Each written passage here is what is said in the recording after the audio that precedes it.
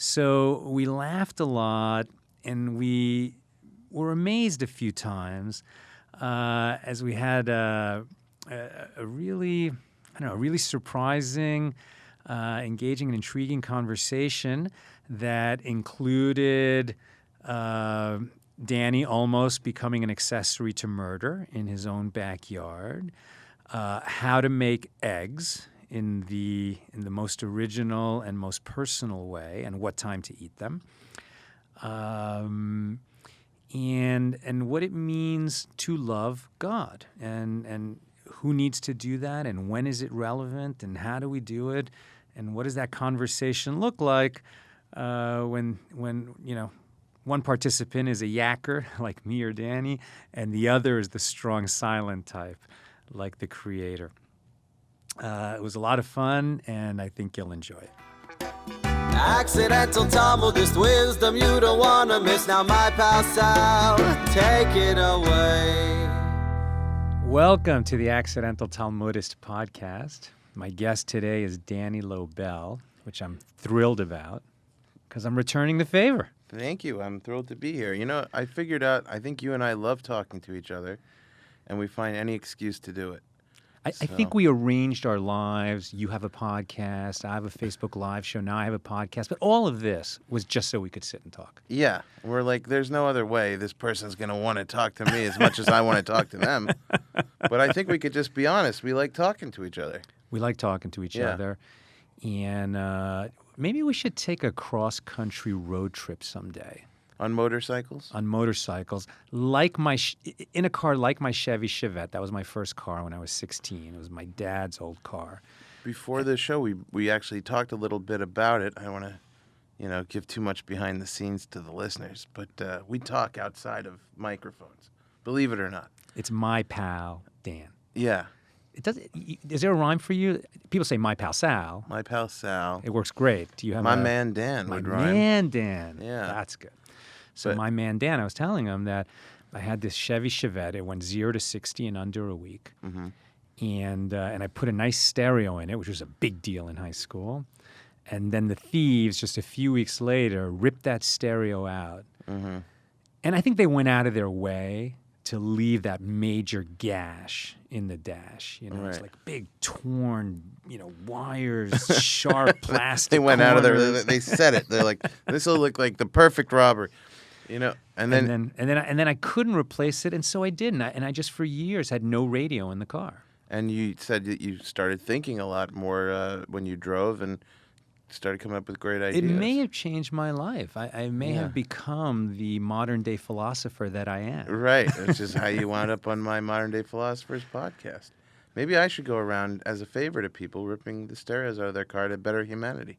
Exactly. But leave your podcast card in the car that they should come be a guest once they've become a philosopher. You just started them. They need a few years of stewing. It reminded me of a old joke I used to do about I lived in a really good neighborhood, but there was a lot of crime. People used to break into my car and steal the stereo and replace it with a better sound system. We'll show you. Now, I want to show you what I've got here, because this is the first time in my life that I've held one of these in my hand. I've got a Mega Million ticket and a Powerball ticket. Mm-hmm. By the time this airs, I may be a billionaire. But the fact is that now it's a national lottery, right? That's how it got so big, $1.6 billion. Right. And I was driving over here and checking my email, so I broke the law there. But I was at a traffic light. I wasn't moving and checking my email. But I saw Mendel Schwartz said something about what would you do with $1.6 billion? And he's our rabbi. And I said, well, you know what? I should buy a ticket. And I made a deal with God that if I win $10 million or more, I'm going to give $1 million to Mendel's organization, the Chai Center. I thought you were going to give it to me. That's what the whole buildup was. I thought you were going to... If I win $100 million or more, I'll give you $1 million. How about that? See, this is like you tempting the world. Like, I'll help Danny out here. Maybe we can... We're partners. Yeah. Now you're pulling for me, right? All right, of course. And you know what? I will pay 25% towards what you paid for the lottery ticket, if that happens. If I give you the $1 million, Yeah. you're going to hand me back A quarter. A quarter. Yeah. That's nice. Yeah. That's nice. It'll be an important quarter. I could frame that quarter. And then you'll be like, you know what? I kind of cheaped out. He paid for a fourth of this, and I didn't even get I didn't even give him a fourth of the $1 billion. Yeah. I would like $1 billion. So what else would you do with this $1 billion? I would be such a hero. I would definitely help people. You're sure of this? I'm sure of it. You don't I'm think it sure would of change it. you for the, you don't think you'd become... I feel like $1 billion is so much that you could put aside your selfish pile to make sure that you never worry again and, have all kinds of comforts.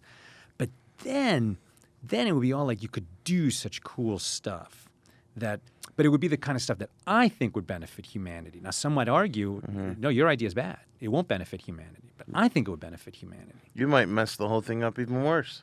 I might mess the whole thing up even worse. That's why you should adopt a more even kill strategy, Like for me, I'd reupholster everything. You mean not just in your house, the Not whole ever- city? Yeah, wherever. I go to someone's house, I sit on the couch, I go, this is pretty nice. I'm a billionaire. I'm going to have this reupholstered for you after the weekend, And would you go for texture or color or both? That would be part of my eccentricity, there would be no rhyme or reason to it. You don't know what I'm going to do. A fabric chair might become leather. A leather chair might... you have so much money that you could get yourself out of trouble, right? Right. So you wouldn't necessarily have to ask for permission to reupholster their stuff. You just do it. I just do it. Yeah. Yeah. You Yeah, come I mean, home... It's What reupholstered. We had Danny over the other day, and now... Were all those chairs green yesterday? I don't remember them all being green. And so, no, we loved our chairs the way they were. We're going to sue Danny. And he'll say, go ahead, I have $1 billion. I'm legally protected. Don't worry.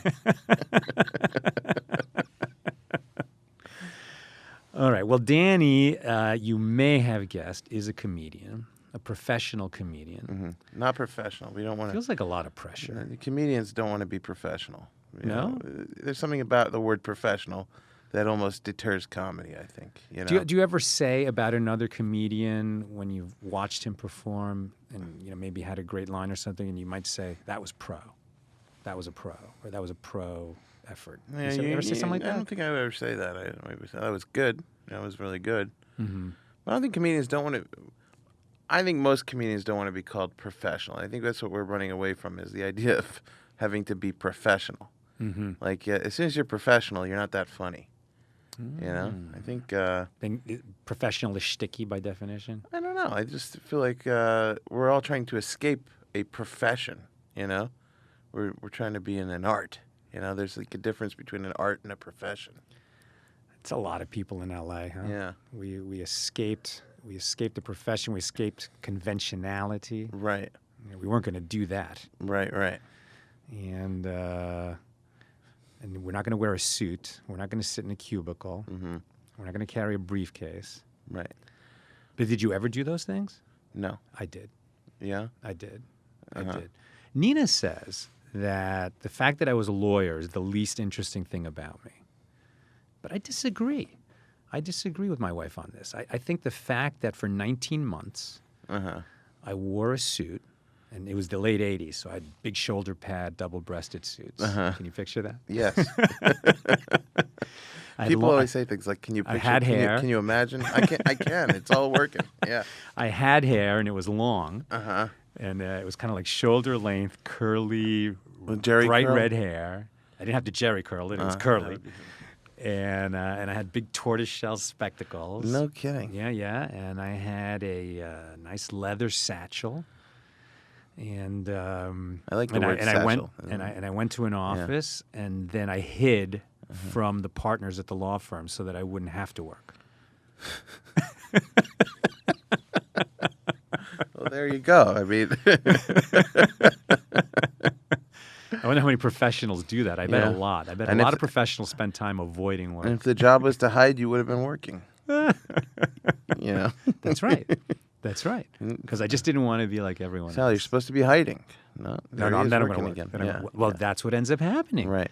You come to LA to escape all that, and then you're working for yourself, and then you work much harder It's than you ever thought possible. It's no It's fun when you have created something. Right. But the process I wouldn't call fun. Right. Yeah. You work so hard to quote unquote not work. Right. And for less money. Right. Usually.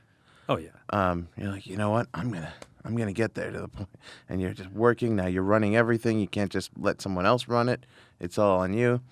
But it's funny. This reminds me. I just I've been auditioning for commercials since I got to LA 6 years ago. Okay. And I've booked exactly 0 until recently. I booked my You booked a commercial. I booked my first commercial, and it was very exciting. We shot the commercial a week ago. I think it was a week ago today, actually, last Tuesday. And I got Am I going to guess the product? Do I get to guess the product? I don't know if I can say what it is yet, but I can tell you who I was in the commercial with. Oh. A well-known, a professional comedian. No, I'm kidding. A very well-known comedian, Kevin Hart. Oh, So he's funny. Yeah, I get to work with him, and I played his limo driver. And I'm driving him through a drive-through. That's the scene. Okay. And so there's a lot of hanging around the set, and I'm sitting down. It was a one-day shoot? It's a one-day shoot. Okay. And I'm sitting down. They had a pretty good catering service. They even had stuff that I could eat, and I keep a kosher diet. So I got some stuff that I could eat, some salads and stuff like that. And I sit down. Plus the Snickers bars. And oh my gosh, there's so much candy there. And this actually reminded me twice of, the name of your car was a Chevette. Yeah. So this guy comes up to me, and everybody thinks I am whatever they are. It's amazing. People come up to me, they talk to me in their native language, whatever it is.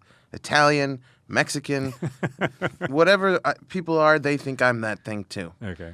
Israelis always think I'm Israeli, So it's just a cultural thing, or do they also think you're the same brand of political stripe as them? That happens to me too. I'm like a chameleon. Whatever people see like a mirror in me, Okay. So this guy comes up. I'm sitting alone at the table. I got my plate of salad, and I'll throw in the Snicker bars there for you for the visual. And this guy comes up to me and he goes, "Armenian," and he points at me, "Armenian," and I go, "No, I'm not Armenian." He was about to sit down, and he stops himself. I said, "You could still sit, Okay, man, I'm sorry. I was 100% sure you're Armenian." I go, "No, I'm not, but nice to meet you. What's your name?" He goes, "Armin." I go, "Armin the Armenian." It's like Chevette, the Chevy the Chevette. So he goes, I said, that's funny. Your name is Armin and you're Armenian. Armin the Armenian. And he goes, the guy must have been in his 30s. He goes, man, I just figured that out last year. Just last year. It took me less than a minute. So you've been living with this name your whole life and you're Armenian and just found, he goes, "I know, it just hit me last year that, it's almost like my name is Mexi and I'm Mexican." I go, "Yeah, that's what I'm saying." So anyway, so we start laughing and we start talking. And I said, "Do you do many commercials?" He said, "Yeah, 2 or 3 a year." I said, "This is my first one ever." Is he an actor? He's an actor, Okay. yeah. I said, "This is my first one ever. It's a big so cast excited." in this commercial. Yeah. Okay. Yeah. And he goes, "Yeah, it's always the ones for me that I don't think I got it in the audition, and then I get it." He goes, "I thought I absolutely tanked this audition, and then I get the call that I got booked to play the guy in the drive-thru." I said, "It's funny because I was positive that this was the worst audition I'd ever done, and then I got booked. It's the only time I ever got booked." I said, "You know what I think it is, Armin? I think we're both terrible at what we do. And what we think is good, everyone thinks is awful. But what we think is awful, people think that's great. So maybe we should purposely go in Do your worst. Do worse." Yeah. This is a good title. Do your worst. It's like doing the opposite, tell the person I mean, it's not going to go work worse. and he'll work. It's not going to go worse than it's gone. Right. Right. Yeah. And You're one for. First of all, if you got the audition, that's not bad. Yeah. People don't know that. In LA, just to get the audition, you got to break necks. Yeah, you got to get a good agent, and that's hard. You have to convince people that you're worth it. Right. Then you wait online with a bunch of guys that look like you. That look like you, which is heartbreaking, because it look strips you like? of your individuality too. You're like, "Oh, I'm just mass produced." Mm-hmm. There's a lot of these guys like me, and you know what? They're all doing just as poorly as I am in life because they're in the same room as me waiting for this. But if you talk to them, then they got their life is great. You know, did you ever see that movie, The Big Picture? Kevin Bacon trying to make it as a director. He's a film student, and he's trying to make it as a director. And there's another film student, and every time they run into each other at a party or on a set or something, the other guy's like, oh, yeah, well, I just finished another script, and I have sold my book. I've optioned the previous one that I sold before. Now it's going into production. I'm getting a deal on the lot, et cetera. He's got the whole rap. And it's always longer and longer, but he's still showing up at the same events doing the same stuff. So they sound good, and everybody makes you feel like they're more successful than you. But here you're at the same position exactly. You're working on that commercial that day. Right. And we're both not working on it. We're both sitting there hoping to work on it, which means we have nothing better going on than to sit in that room. But you've got craft services. For people that know Oh, craft no. Oh, you're services talking about once you've already booked it. Once you've already booked it. I'm talking no, about... you're talking about at the audition. I'm talking about the audition. Okay. You're in a room with a bunch of people that all are just as not busy as you are. Yes. Like, you All day know, long. not one of those people that looks exactly like you has done more with your look than you have. Right. And you arrive, and you're supposed to go in at 11. So you get there, let's say 10:30, 10:45, just in case they're ahead of schedule. And then they say, yeah, we're a little backed up. Can you wait till 3 o'clock? And the answer is, Yeah. yes, Yeah, I can. you wait till 3 o'clock. You know, I went on so many auditions over the last 6 years. I tried all kinds of strategies. Like, they used to say to me, I have a beard. They used to say, are you willing to shave the beard? I go, absolutely, sure. Are you willing to go to this place? Are you willing to go there? Yeah. Then I was like, you know what? Maybe I seem too willing. Maybe they're not picking me because I seem like, you know, what kind of guy eager, is willing to shave his beard? Right. This guy's got nothing going on. So then I started taking the opposite approach. I'd go to auditions. They go, are you willing to shave your beard? I go, absolutely not. Then they look at me like I'm an alien. Like everybody else is willing. Like, what's with this guy? He's not willing to shave his beard? Well, did you do anything different on purpose at the audition that you booked? No. I actually was about to quit auditioning for commercials. I was like, you know what? This is a waste of my time. I got to stop doing this. And I got the audition, came into my inbox, and I was like, I don't think I'm going to do it. And my wife checks my emails periodically, and she says, I see you got an audition. You didn't reply. Are you not going to do it? I said, I don't know. I never book them. She goes, all right, don't do it. And then I said, you know what? I'm doing it. So, well, once your wife said, yeah, that's it. So, don't do it. Well, then you got to do I it. was like, what? You don't think I can? So I went in thinking, forget it. And I booked it. I don't know. I think God was speaking to you. You know? Saying, don't give up. Yeah. I mean, you know, listen, I have always said, and at some point we have to talk about some spiritual matters. This is the Accidental Talmudist podcast. Right. We could just rap all day about the entertainment business. But I do think that the events of our lives, right, is God's language as he speaks to us. He's the strong silent type, and he never breaks character. So he's not gonna. We're not gonna get the voice out of the sky, or even the voice from the coffee mug. You know, we're not gonna get the voice. We're not gonna get it in words. We might, but it hasn't happened yet. Now look, you could have said, "I'm just not booking a commercial. It's never happening," and then it did happen. So maybe God will speak to us. But most of the time, for most people, in a really consistent way. He doesn't speak to us in words, and yet he speaks to us all the time in the language of events. So my question to you would be, what do you think he's saying to you when you have finally said, all right, it's just not happening, and then it happens? Well, yeah, I mean, like I said a second ago, I think that it has a lot to do with saying don't give up on yourself, don't give up on things. And why? What else do you think it's saying? What do I think God is saying to you about your life? So let's just break that down a little bit. You had gone on, give a number. How many auditions do you think you went on? I couldn't even tell you. A lot. 100? Probably more. Maybe more. Okay. Yeah. So you went on 100, and 100 times you had hope, right? Yeah. Like the process, you have an agent. That's how you get these auditions. So first of all, there is someone who believes in you. This is the second audition, the second agent. The first Second one agent, quit believing, you know. Okay, but still there's two people that believe in Right. you, and the second one believed in you even after the first one gave up believing in you. Right. And, you know, booked you on a bunch of things. And the fact that you're a comedian and a working comedian, that's all good for the agent, but it's a different profession. Just for the accidental Talmudist, I think I should cut in and tell you, the first agent dropped me when I said I wouldn't go to an audition on Shavuos. Ah. Yeah. Or Shavuot. So it was a Jewish holiday. The rest of the world But was working. Believe this. She said, I made up the holiday. I said it's a real holiday. She goes, you're the only one who celebrates it. I said, come to my synagogue. There's a lot of people that celebrate it. That was it. They didn't want anything to do with me. Was she after that. Don't Don't know. Probably Okay. not. That's I never funny. asked. I had a commercial agent for a while. Yeah. Did you know that? No. And then we'll come back to what is God saying to you, Yeah. because then we'll compare what God was saying to me. So my commercial career was accidental. Everything with you is accidental. Everything with me is accidental. I mean, this was an unbelievable story. I was at a family reunion up at Whistler. Uh-huh. I have a cousin who lives in Canada, and he invited everybody. So relatives came from all over the country, all over the world, and it was summer, but it's up in the mountains, right? So one of the activities, since skiing was not available, was zip lining, right? And this was the early days of zip lining.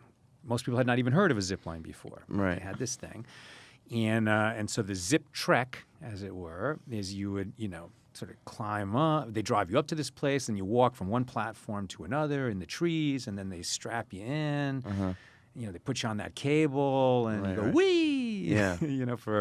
There was a short one was maybe 100 feet, and the long one was 500 yards. It was long zip. So on one of those, I said, and this was before smartphones, right? Like before the phone was a camera, you might have a camera. So I had like one of those little... You're telling me you'd have a separate thing called a camera? A separate thing in your pocket. So you had two devices in the pocket. All right. And so I said, does anybody, video themselves doing the zip line? And the guy says, oh, yeah. You can make a real nice video. You should, film yourself, film where you're going, and film down what you're above. And the three things together will make a nice little video. I said, okay, I get that. So being the ham that I am, they strap me in, and on the longest of the zips, I'm shooting myself, and I'm going, wahoo, real loud, and filming myself, filming where I'm going, filming down, and back to myself. And, and my expression and extreme wahoo-ness was, I guess, a little compelling. And I wanted to share it with my family. And, this was like maybe 2004 or 5, like in there. And it was hard to share a video, like by emailing it, and there was no Dropbox or things like that. So just to show it to my family, I put it up on YouTube. It was like the early days of YouTube. And then sent, my family members this link. So the YouTube video of this had, like 27 views. Right? End of story, you would think. But a year later, I get a call. Is this, Sal Litvak? Yeah. Did you make that video? Yeah. Well, we have a client who's making a commercial, and the concept is people's vacation videos. And we'd like to use yours. Can we submit that to the client? Sure, no problem. So they submitted to the client, and I got a call a few days later. They want to use your video. Wow. And we'll pay you like a SAG actor, what you would have got if you were cast for that commercial. I said, great. And I had a little chance to think about this in the meantime. I said, what about the license fee? They said, what? And I said, well, if you produced a commercial, you would have a production cost, right? You'd have to hire, the people who make craft services, and the cameraman and the director and all that stuff. And then you'd have a commercial. You wouldn't just pay the actor. Right. So since I've produced this commercial for you, what are you going to pay in the license fee for it? And they said, well, no one else has asked us that. I said, I'm sure they haven't, but I work in L.A. and I'm a director. Well, we'll get back to you. So I'm thinking, do you think I can get an extra $500? Right. License fee. So they call back an hour later, and they said, all right, we talked to the the agency about this, and the most we're going to give you, it's non-negotiable, it's $3,000. I accept. So that was for the license fee. So I thought, wow, I've totally scored. I can't believe how much money I'm going to make of this little vacation video. Yeah. Turns out that the client was Canada. Wow. The client was a Canadian tourism agency. Yeah. And they did this series of like cool, vacation videos in Canada to show how great it is to go visit Canada. Right. So my 15 seconds, it was a 15-second commercial. It played during the NBA Finals. Wow. The Survivor finale. The Oscars. It was like everywhere for a year. Unbelievable. And like the residual as an actor, when you get that kind of airtime, it just went on and on and on and on for 2 years. I got checks. It paid for, several years of my kids' school. Wow. It was unbelievable. That's amazing. Yeah. So I had a big commercial. So then I thought, oh, well, maybe I could get other commercials. Right. I have a big commercial on my resume. Right.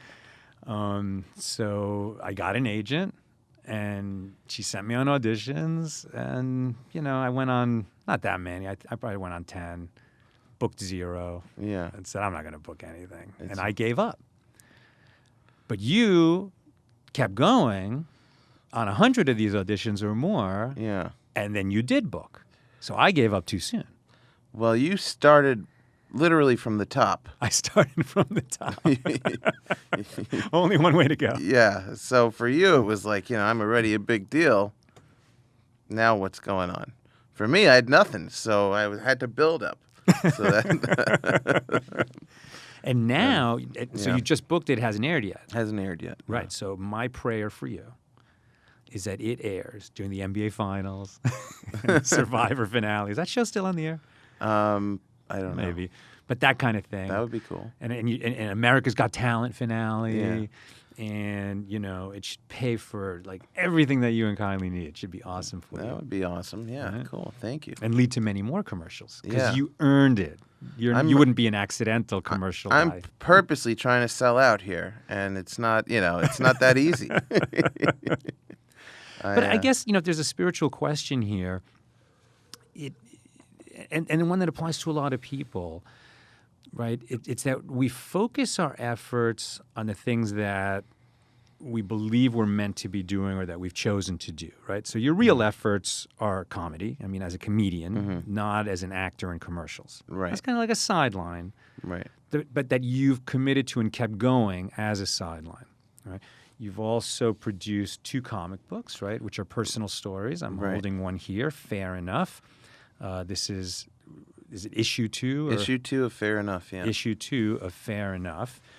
You just brought it to me today, so I haven't had a chance to read it, but I can tell you, glancing at it, looks cool as heck. Thank you. I'm very excited to read it, and I'll ask you to sign it while you're I here. happen to have a pen right here. Okay, so now, but is Fair Enough, would you say that is part of your, principal focus or a sideline? Principal focus. Principal focus. And so, like, if a person has a job and they clock in and clock out, and while they're at the job, they do what they're told, and when they go home, they're not on the job, then there's a certain simplicity to life.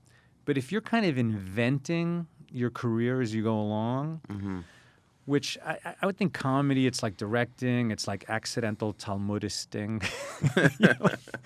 There's no... Talk about inventing a job. You're just inventing it. I mean, being a film director, there's no you graduate from film school, interview at a bunch of places. And As you explained very articulately and terrifically on my podcast, which was a really insightful interview.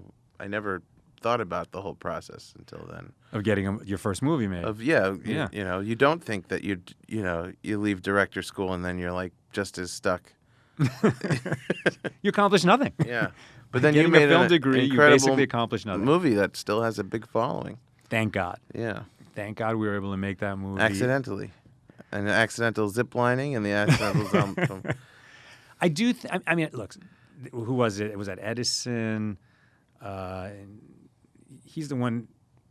One saying is that invention is 99%, 1% inspiration and 99% perspiration. That's That's my, you. That was That's my your quote. saying. You invented it. Yeah, I made that.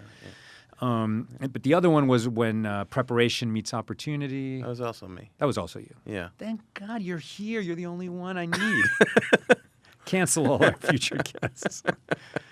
But I guess my point is, what's challenging sometimes is figuring out what is integral to our personal mission and what isn't.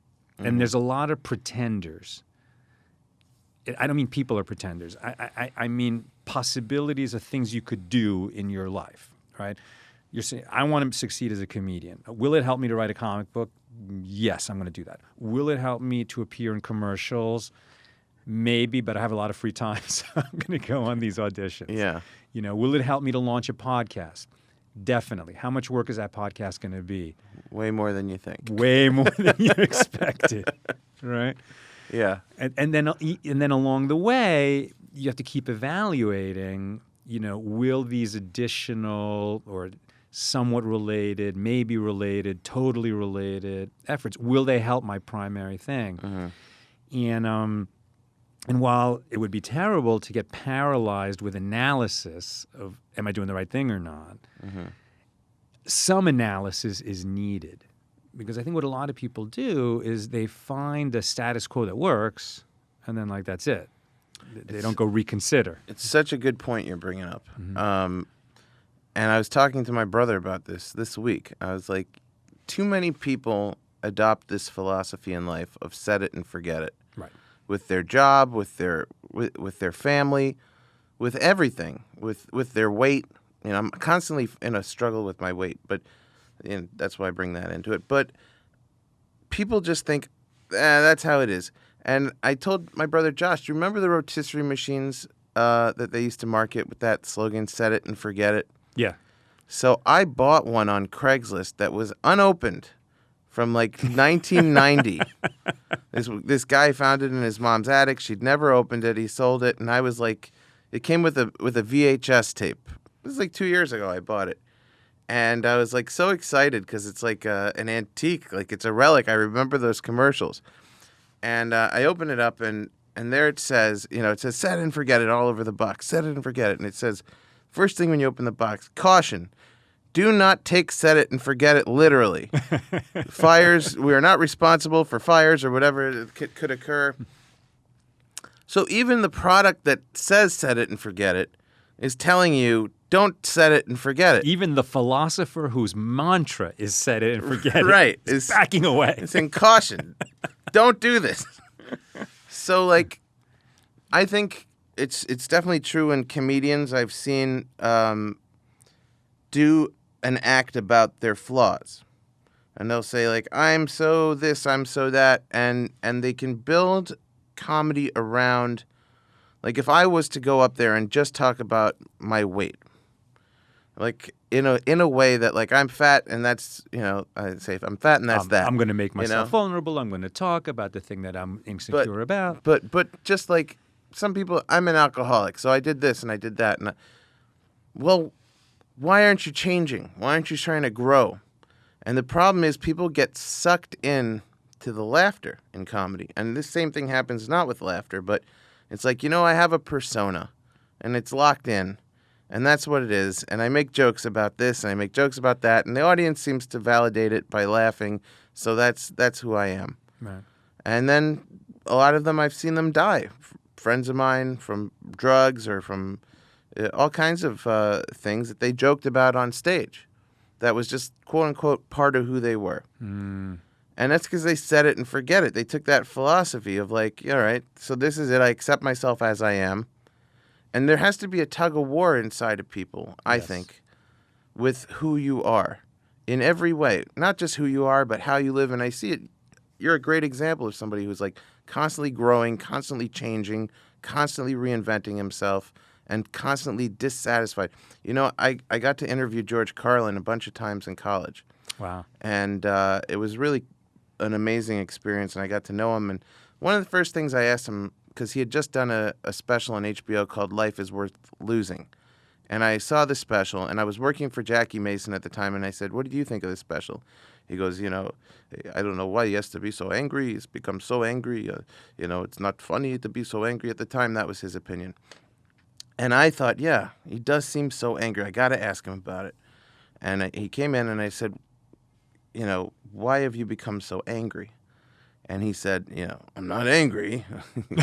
I'm dissatisfied, And he explained the distinction. He says, I'm dissatisfied with humanity. I'm dissatisfied with how this is all gone.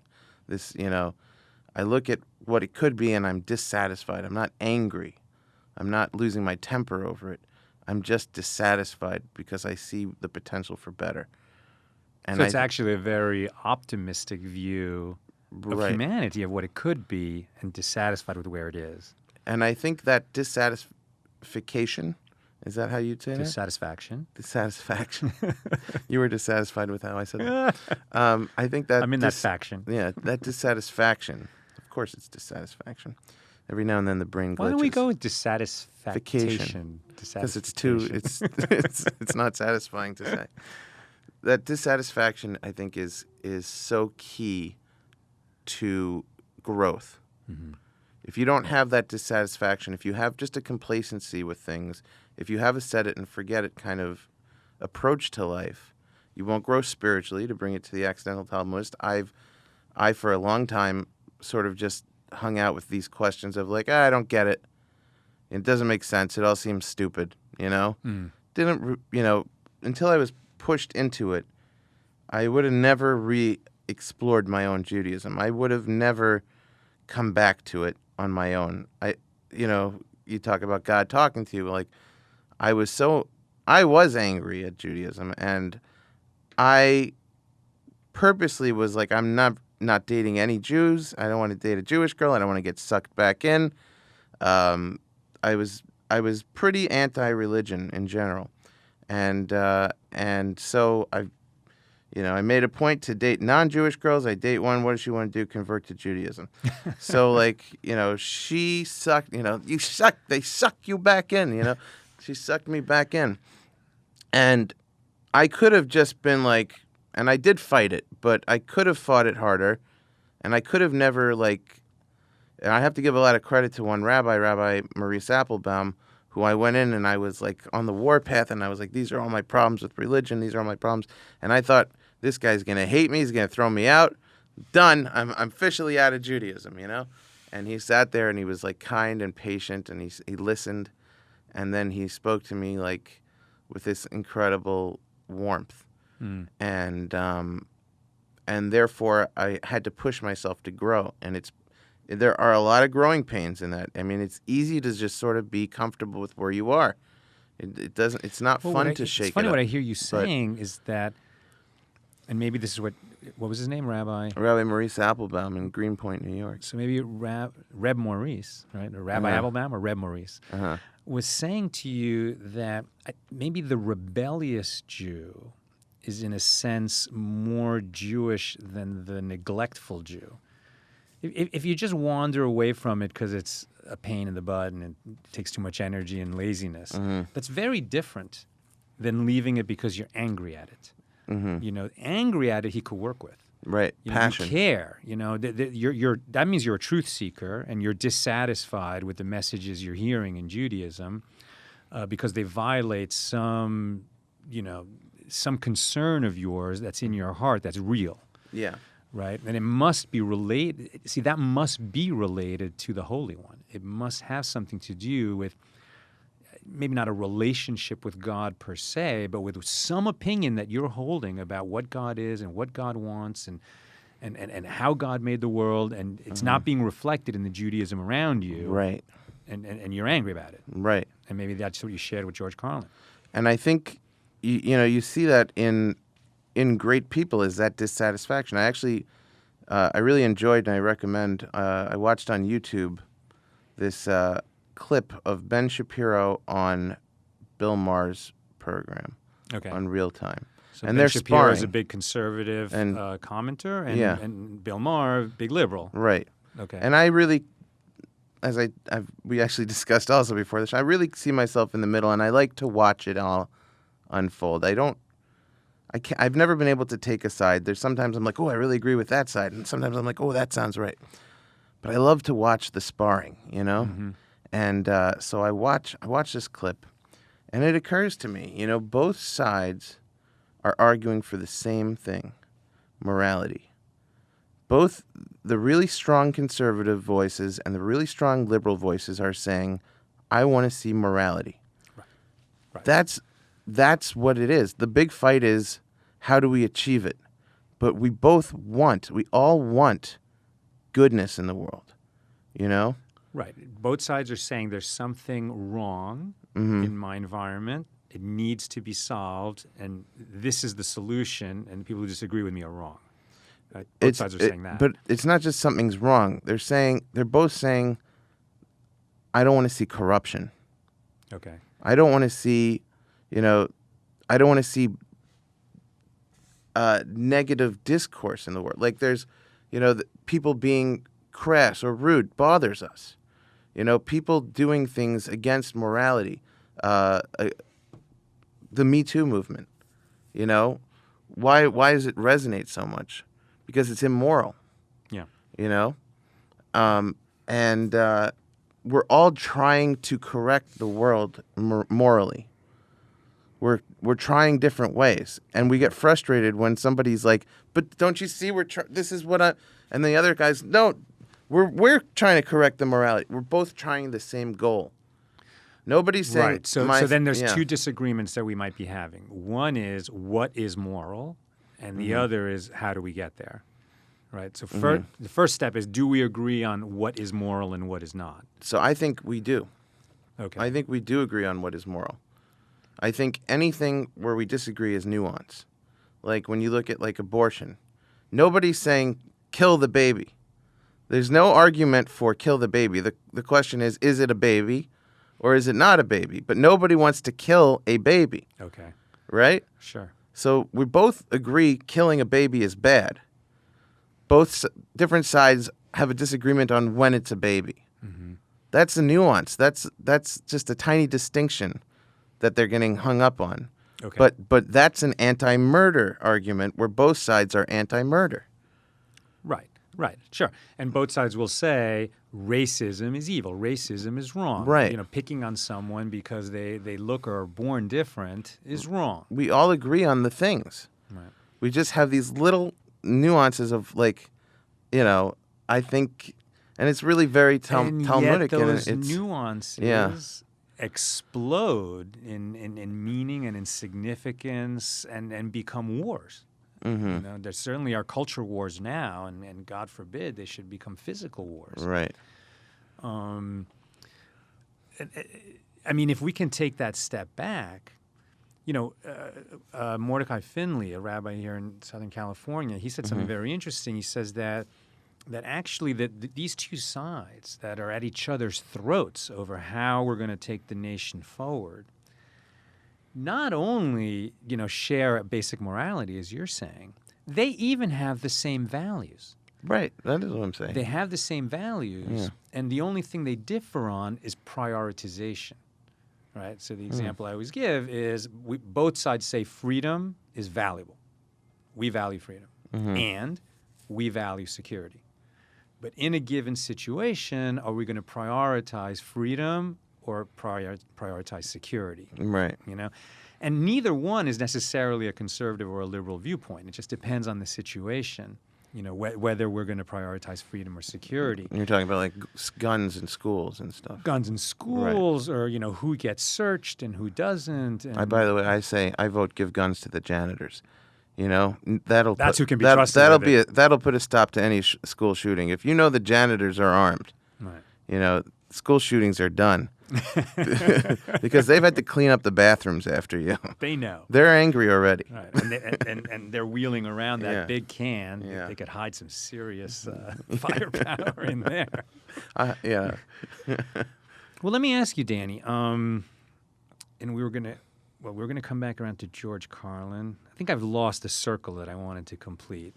But we'll find our way back. Yeah. What I did want to ask you is, so you have hosted the Modern Day Philosophers podcast for quite a while. How many years has it? 5 years now. 5 years. Yeah. And how many episodes? They're at 103, I think. 103. I was either 99 or 100, right? I think you were 90. I think you were 101. Yeah. Some great number. I think you're 101. Maybe 101. Okay. All right. So 100 times. Maybe you now, were 99. and the concept of your podcast is that you'll have a comedian or somebody in the comedy business. Mm-hmm. Right? I came on because I'm a writer-director of comedy. Or somebody who's just going to be scintillating. Right? They're going to be a good conversationalist. And you're an amazing interviewer. I mean, it was like I've told my life story many times. I mean, that is essentially my talk when I do appearances. And I tell the accidental Talmudic story. So I was quite accustomed to telling, the anecdotes that add up to my life story. Mm-hmm. But doing it with you, like all these other stories that I'd forgotten about came into it and that were more entertaining in many cases than the stuff I was used to telling. So you broke me out of my comfort zone. And it was awesome. That's a very nice compliment. Thank you. You're amazing. You're gifted. Yeah, Jackie Mason used to tell me that I should be a guy. You should be a guy who people hire when they're ready to write a biography. And you'll pull out everything from them and they'll know what to put in their book. But I don't know how to get that job. Is there a place you could apply to be the guy who people talk to before they write their biography? I don't know, but I'm writing a memoir, and I'm going to hand you my proposal. And I'm going to review that episode. Nina and I were listening to the episode because you released it, it's a few months after we recorded it. Mm-hmm. And we were driving up to Northern California for a Grateful Dead concert at the Shoreline Arena. So we had hours in the car, and I'd already heard it.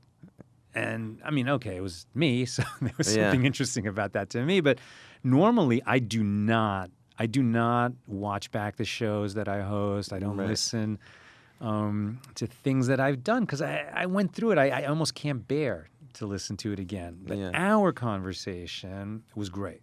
Thank you. It was fascinating, and I really enjoyed it.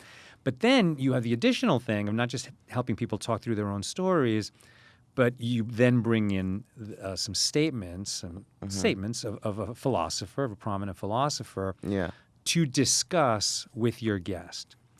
So what's great about that, for our purposes today, is that you've learned, right? I mean, in fact, the premise of your podcast is that you didn't pay attention in school, and now you're learning philosophy by being a podcast host. Right.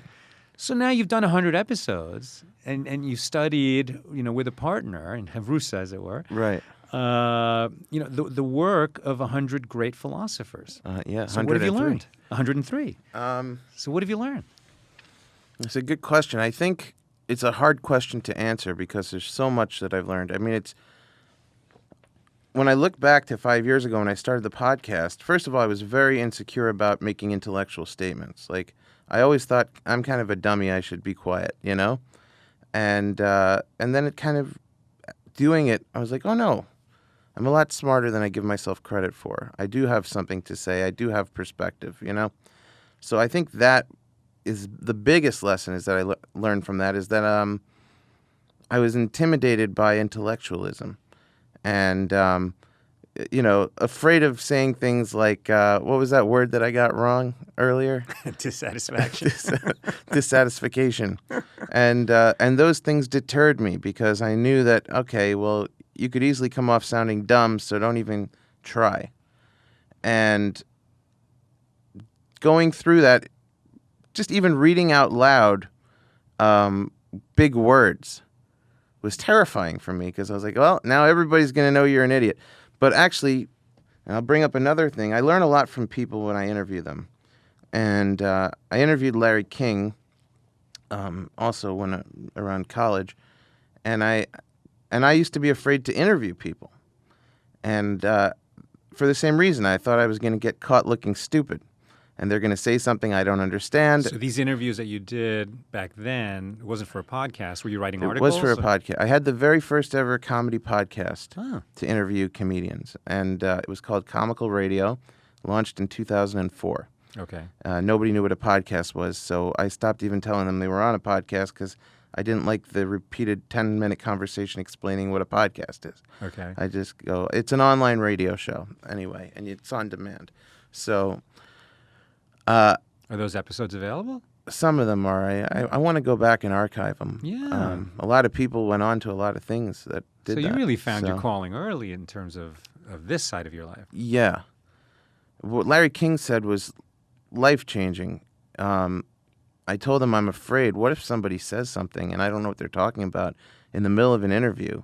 And let's say we're like live or something, you know? I'm going to look so stupid. What do you do? And now you're talking to one of the greatest interviewers of all time, Right. Larry King. So what do you think he said? He said, so what?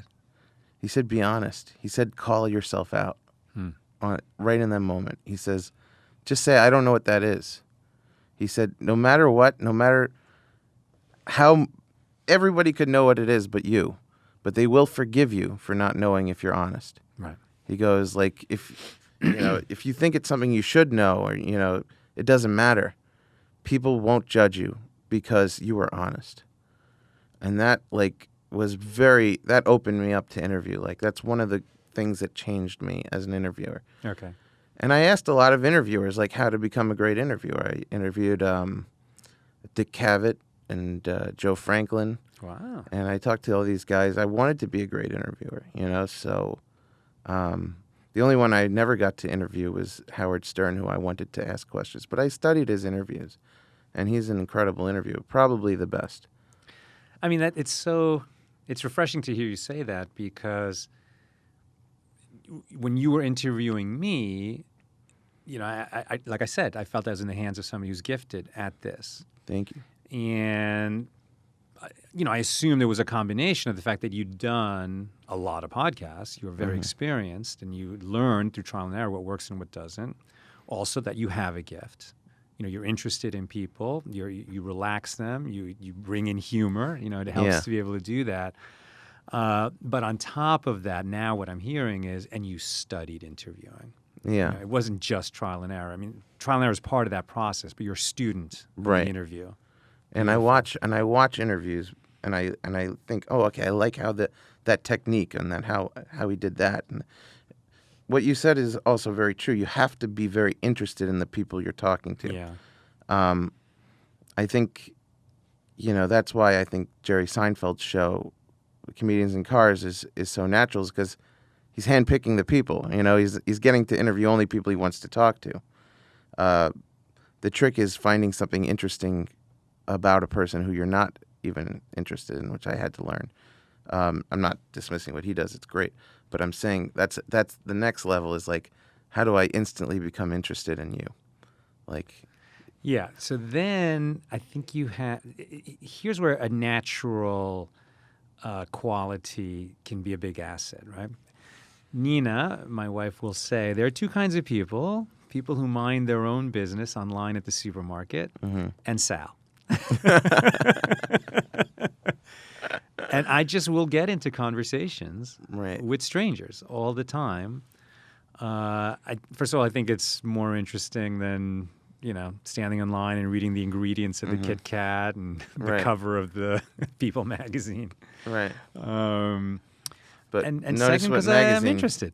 What magazine you said? I said People magazine. Because everybody loves people. Some people don't want to admit it. So they're kind of like voyeurs, like they're looking at People magazine. What are they looking at? People.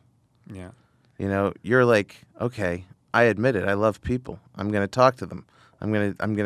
You're more passionate about what you love.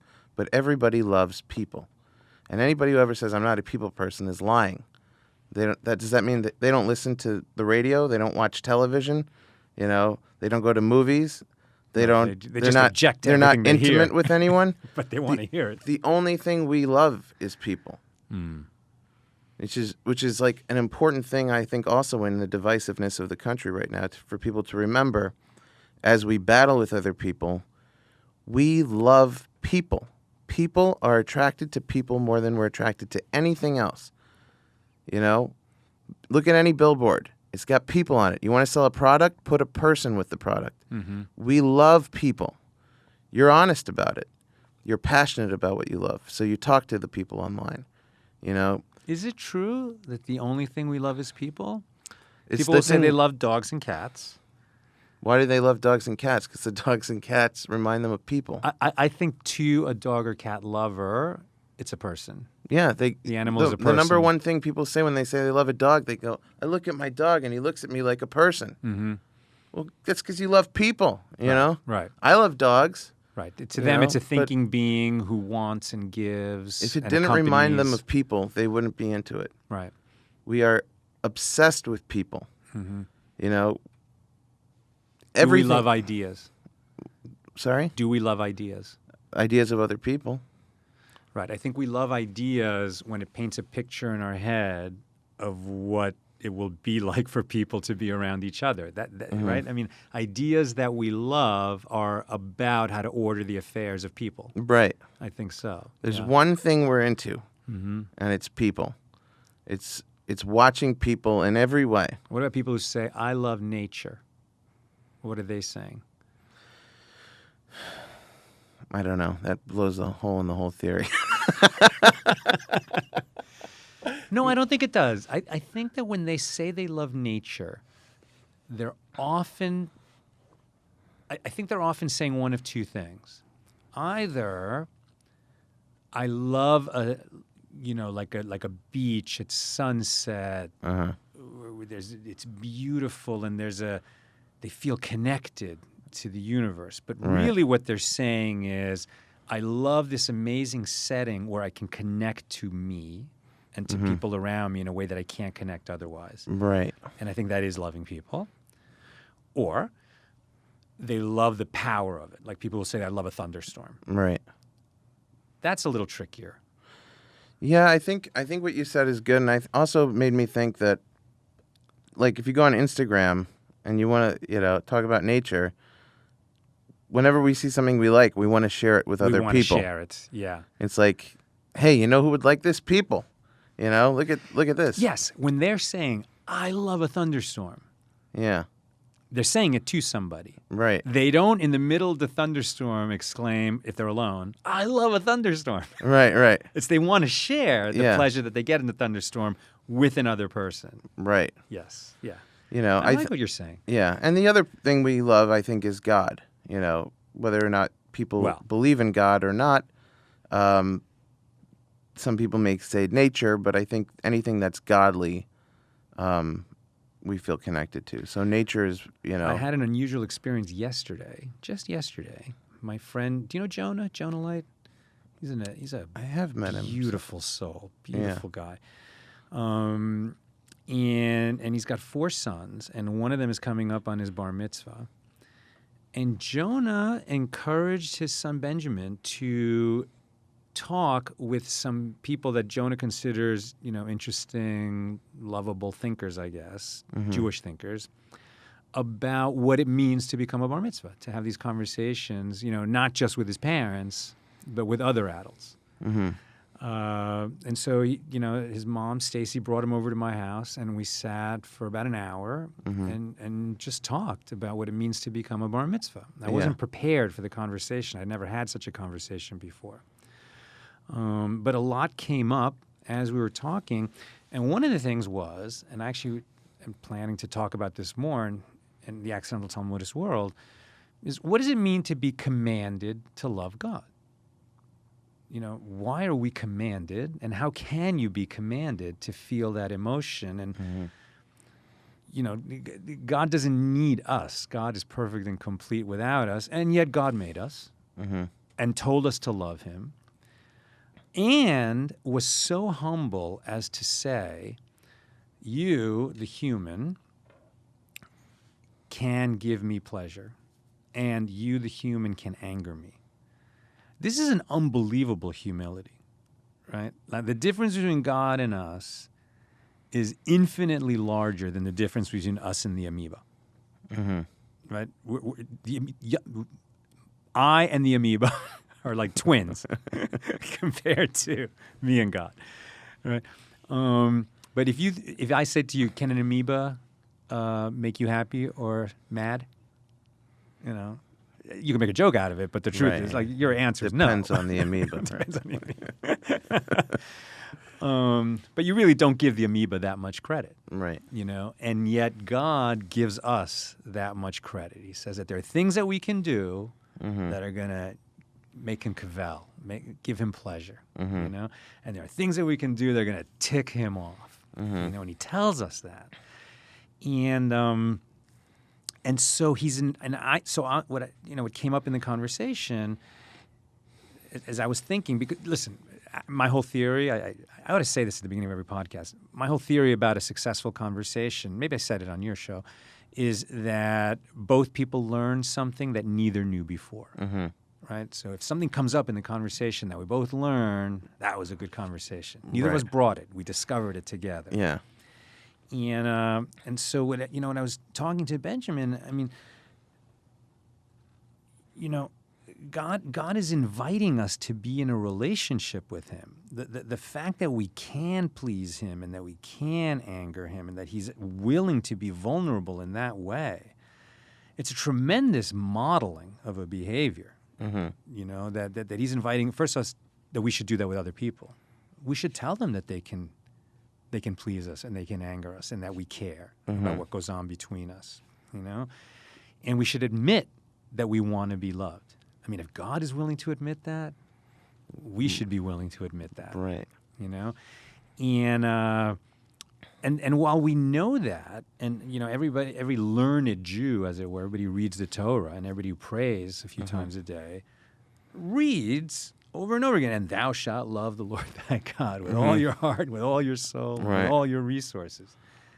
And what do we do with that? In the back of my comic books that people should love me with all their heart. Yeah. Because what do we do with it? Yeah, we just read it.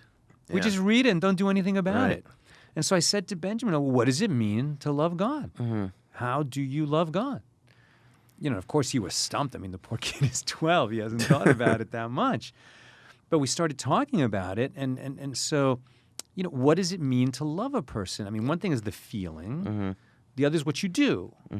Right? Your mom loves you, so she gets up early, makes you a lunch every day, you know, cleans your underwear. I mean, like, does all this stuff that nobody else would do. She does it because she loves you. Right. And cares about you. So one thing is the actions, you know.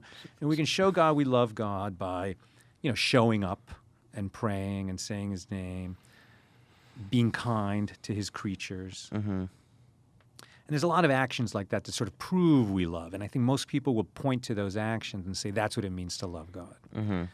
But I say that's not enough. I think that if you're going to love God and you're commanded to love God, then you have to actually work on loving, like on feeling it.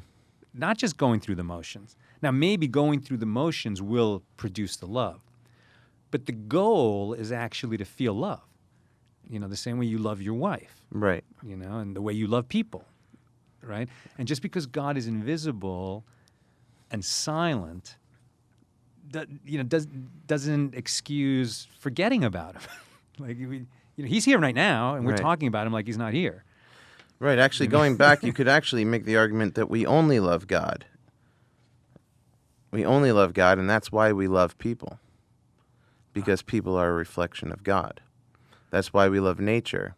Because actually, I had a conversation with George Carlin's daughter on Modern Day Philosophers, who's in her own right a fantastic performer, author, and what's her name? Kelly Carlin. Okay.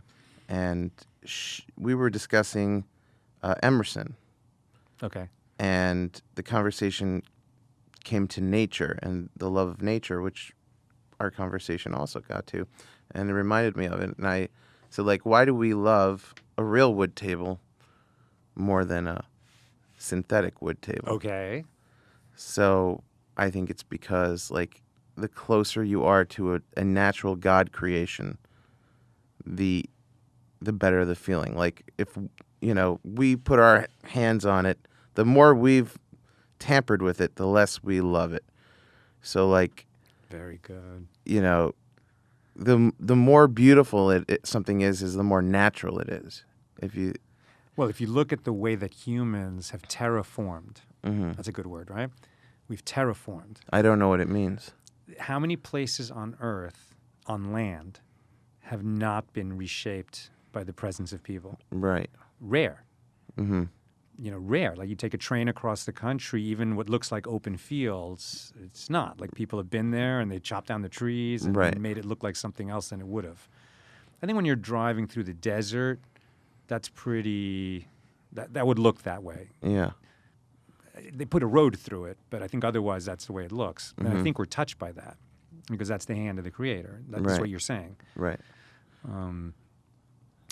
So I think so. One thing is to love His creatures and to love His work, love His handiwork, Yeah. etc. But I think to take a step further, you actually have to say it. Yeah. You have to say it. So what is You love? have to say, "I love you, God." Do you want to? You asked me what are the things I learned from 5 years of studying philosophy. Yes. One profound, what I thought was profound realization I came to was on the subject of love. That I figured out that love is an extra word I think we don't need. I think the real word is appreciation. What love is appreciation. We deeply appreciate. If you ever want to fall, and I work with kids in rehabs. That's one of the things I do. I wind up doing it as a comedian, but of course sometimes it becomes serious. These are kids with serious drug addictions, and a lot of the reason that people and I also have an addict, have been an addict and suffer from or struggle with an eating disorder, which also comes from addiction. And one of the things that is common amongst addicts is that they don't love themselves. And for me, I had to do work to love myself. And one of the things I talk to the kids about is love yourself, And they would always say, like, yeah, all the therapists say you got to love yourself. But, I can't. I said, of course you can't, because you don't appreciate yourself. You're just being told an abstract thing. Love is such an abstract word. When we say love God, I think we're also saying appreciate God. Appreciate what God has given you, Appreciate life, appreciate the creations around you, appreciate your health. And do you do that by naming the things that you appreciate? Right? It's not enough So just to I think tell the about kids, it. You have to say it, right? I tell the kids, write down all the things you appreciate about yourself. I said, first you have to like yourself before you love yourself. You can't just jump into love. Nobody does that. That's why people date for a while. You build an attraction, You don't just, you're not going to wake up tomorrow and decide to love yourself and just love yourself. Right. You have to like yourself. And the way you got to like yourself is you have to start putting emphasis on the things about yourself that you appreciate. Like if you're stuck in a negative mindset, which I've also been in, where you're very focused and zoned in on the negative qualities about yourself. I'm so stupid. I'm such an idiot. And you repeat that in your head, and you kind of set it and forget it again. Like you put that in your head and it plays on repeat. How the hell are you going to wake up tomorrow and love yourself, even if you want to? Yeah. You can't. So you have to first shift the emphasis of what you're thinking about yourself to appreciation. I appreciate the fact that I'm a good artist. I appreciate the fact that I have a good sense of humor. Whatever the things are, start appreciating those things. And was there a moment that when you realized that this is what you needed to do? Well, I think it was cumulative. Learning philosophy really was big for me on my show because the question of love always comes up, when you start thinking deeply. Right. And so it got me thinking, like, when we talk about love, like sometimes I feel like distant from my wife. I hope that that's normal, that a lot of people go through that in a marriage. And I'm like, it's the worst thing in the world when you start feeling distant from the person who you're with, because it's either going to lead to a separation or you're just going to feel isolated in a relationship. And I always remind myself, maybe I'm not appreciating her enough. Like maybe I'm just taking her for granted. And the more I appreciate her, the more I'm able to fall deeper back in love with her. And sometimes it means like, I'm angry at her and I just force myself to go and get her flowers or something to start pushing the ball rolling in the other direction. Because sometimes, when something's in motion one way, you have to stop it before you can start pushing it in motion the other way. So we're all so self-oriented. So the person who's around us the most, we're in the best position to appreciate the great things about them. But instead, what we often do is start to say, okay, this is why this person bugs me. This thing that they do, it bugs me, and it's going to bug me every day. And they're going to, now they're doing it again. Right. Now they're doing it again.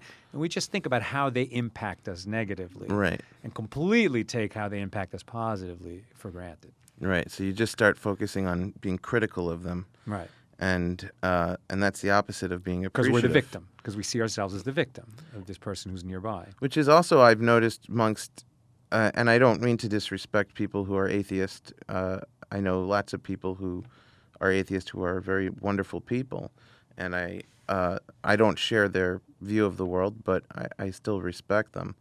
But I have noticed amongst atheists that there is a dissatisfaction with God, in the idea of God.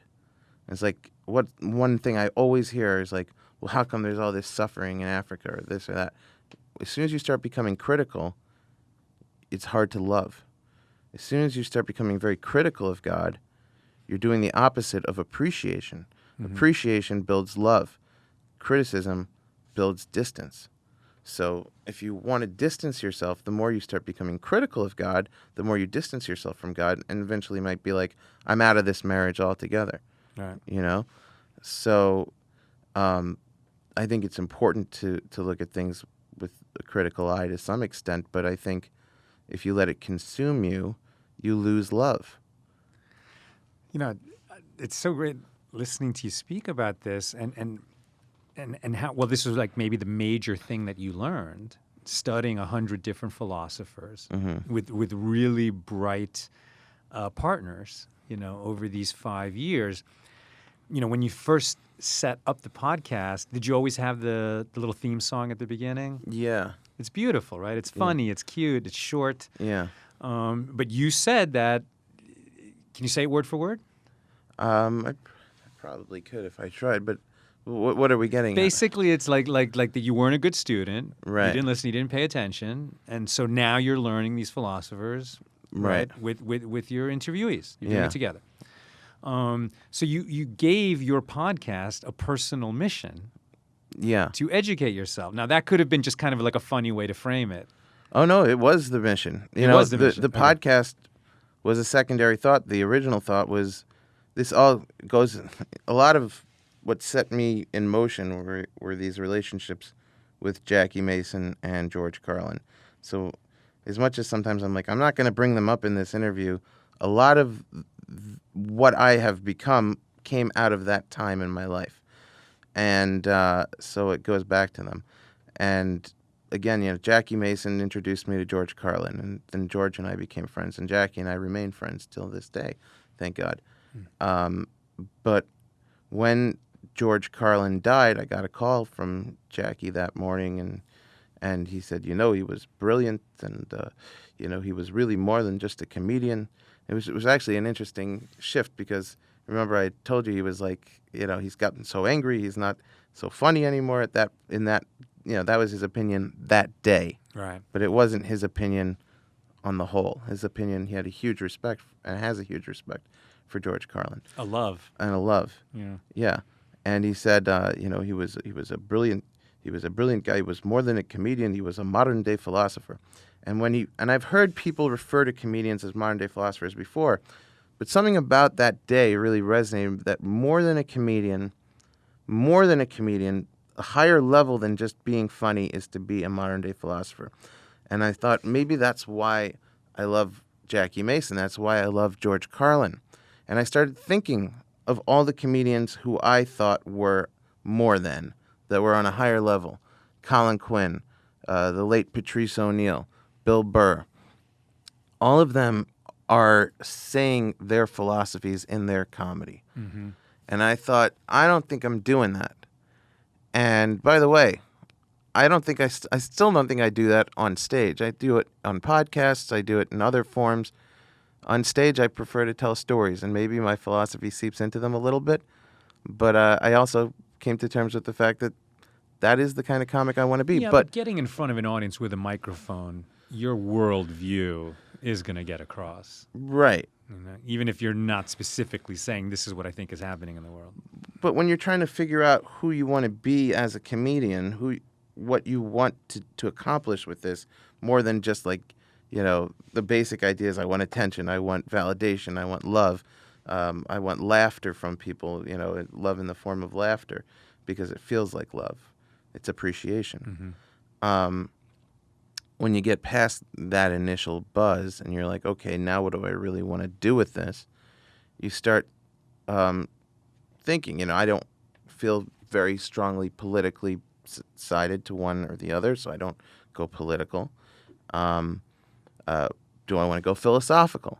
And ultimately, I wound up doing what I originally did when I first went on stage, which was telling stories because I love sharing stories. But I had this kind of like crisis of identity when I moved to L.A. and I had given up comical radio, which was the one I'd done for so many years and interviewed all those people on.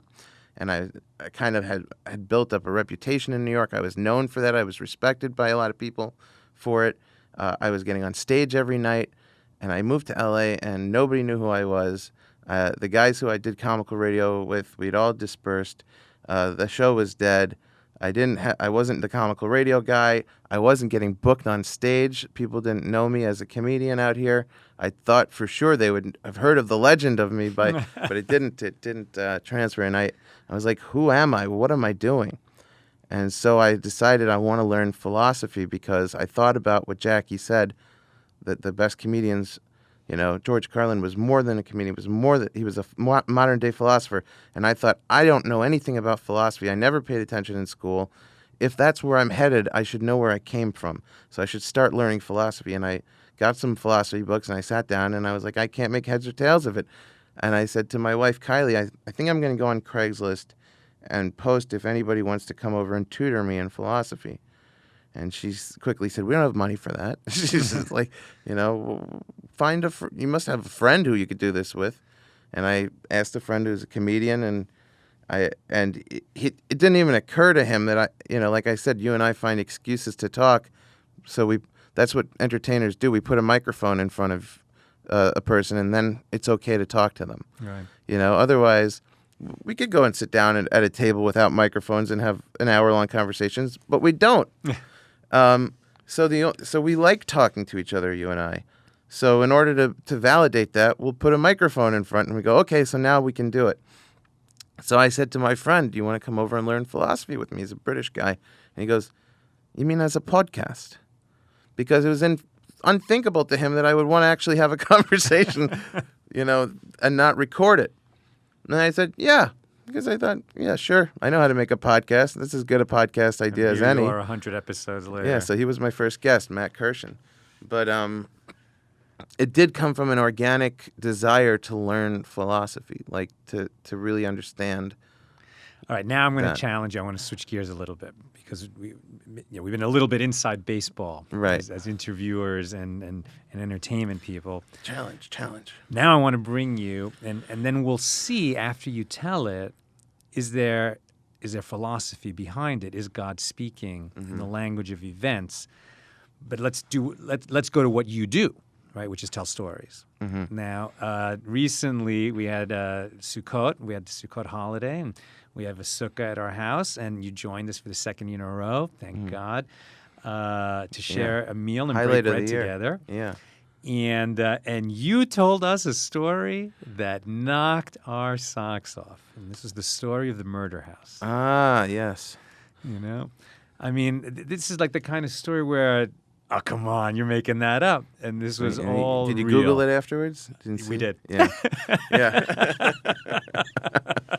So this is the real thing, my friends. Let's, Danny, tell us about the murder house. Well, yeah, we were talking about when I was in high school. There was a guy who rented the house behind our house that shared a backyard, and he murdered his roommate and buried the body in the backyard. And I found out about it because, first of all, I met the guy while he was burying the body, and I'm so oblivious. And I think, you know what? You've already given away the punchline. When you told it to us, right. You went step by step. Okay, yeah. Which blew us away even more. Right. I'm not performing it. I should have done that for you. But That's okay. This shows what a good story it is. Yeah. Now take us through step by step. I think it'll still be good. Yeah. And if it's not, too late. You're already into it. But I used to think this goes back to negative thinking. You can reframe things in your mind, and it's really important. It's really important to like try and reframe things for yourself, even if maybe you're lying to yourself a little bit. If it's for positive thinking, it might be good. Because I used to think, what an idiot I was. I met a guy burying a dead body, and it didn't occur to me. But if I reframe it, maybe I just see the good in people so much that the last thing I think is somebody murdered someone. I'm going to be your acting instructor. Yeah. So what time of day was it? What was happening? It was in the afternoon, and I was trying to get to the main street. So you'd cut through the backyards to get to the main street because our house faced, a side street. Right. So this was in Queens, right? This is in Long Beach, Long Island. Long Island. So Yeah. you had like row houses. Is Yeah. that how they were? Yeah. Okay. And so they're on sort of Aren't all parallel houses row houses? All houses are in a row, right? Well, I guess they don't have that much property between them. Like the houses Okay. touch each other or near each other.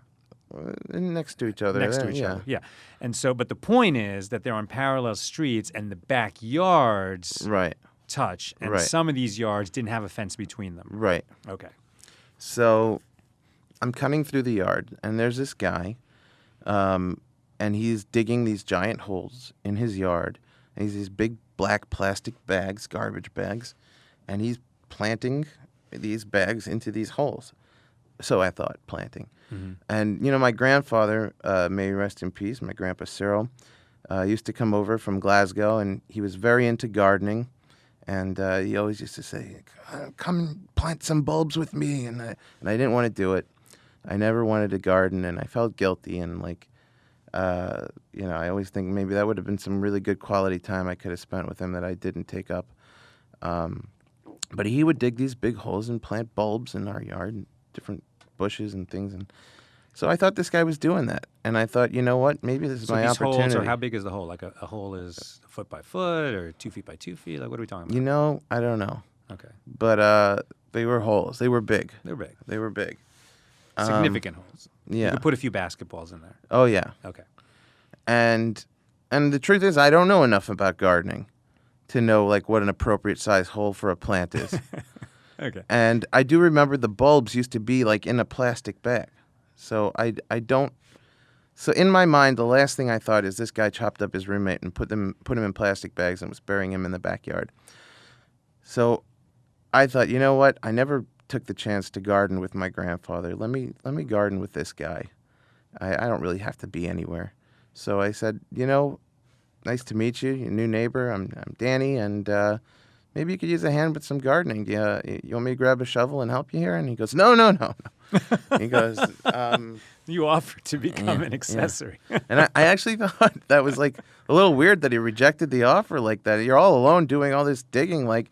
This would be a good time to meet your neighbor. And he goes, why don't you come in for a beer? I go, now? I'm in high school. I wasn't even drinking age, but I was drinking. And he goes, yeah, come inside for a beer. He got very, a little persuasive, pushy. I said, well, what do you have? He goes, Budweiser. I never liked Budweiser. I said, I don't like it. I said, is that what you got? Just Budweiser? Yeah, I got Budweiser. But come in, have one. I don't like it. Oh, come on, they're cold, they're good. Nah, I don't want them. I said, look, I'll tell you what. Take it easy. Get some Heinekens or Coronas and call me over when you have a nice import. We'll have a beer then. No, come in now. I said, the guy's Now it's getting getting so a little pushy. weird, I said, right? look, I don't want any. I told you I don't like Budweiser. I don't like it. And I left. Now, cut to a week later, I'm in bed. I'm watching The Simpsons at 11 p.m. When you left, did you walk back toward your own house? No, or I past his house? passed through. I waved him goodbye. I said, good luck with your gardening, weirdo. Mm-hmm. I offered to help you. You don't want to help. You're trying to push lousy beer on me. The hell's wrong with this And guy? so you walk right by his plastic bags. Yeah. Because you walked I saw past him him. plastic bags going into the dirt. I thought they were bulbs. So a week later, I'm watching The Simpsons. It's 11 p.m. And that's when I used to re-air them or whatever. And I left my bike unlocked in the backyard for the first time. It's Long Island, and I thought, who's really going to come and steal it? Why do I make the effort to lock it? But I also lay there in bed thinking maybe I was lazy. I should have locked it up. I'm sure it's fine. I don't know. And I'm sort of like laying there thinking about it. And then I hear some voices in the backyard, and I think I see a light flash past the blinds. And then I say to myself, they're here. They're coming for the bike. And I said, you know what? How would they know? Like, they'd swarm to it right away like that, you know? Like, you know, it's not like I left honey out and they're bees. Like, how would these burglars know right away that there's a loose bike? You know, I must be paranoid. I must be manifesting things in my mind to think that there's people talking in the backyard and a light went by. It can't be true. And so I keep watching The Simpsons. And then another time, I think I see a light go past the blind. I go, is that a light flash by the blinds? Maybe it was a car from the main street and the light somehow.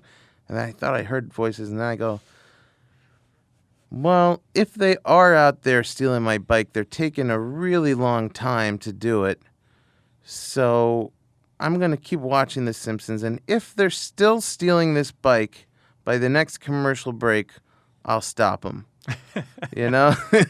It's like a couch part of... lock is intense. I mean, you know, Yeah. overcoming couch lock is... And I'm also like, you know, a little afraid to confront and to, like, if they are stealing the bike, like, what does that mean that I'd have to do? And, like, so I'm, like, making excuses for why I don't have to do it yet. Well, sure enough, the next commercial break, I see, like, another light go by the blinds. I hear voices in the backyard. I'm like, all right, I'm not crazy. Something's going on.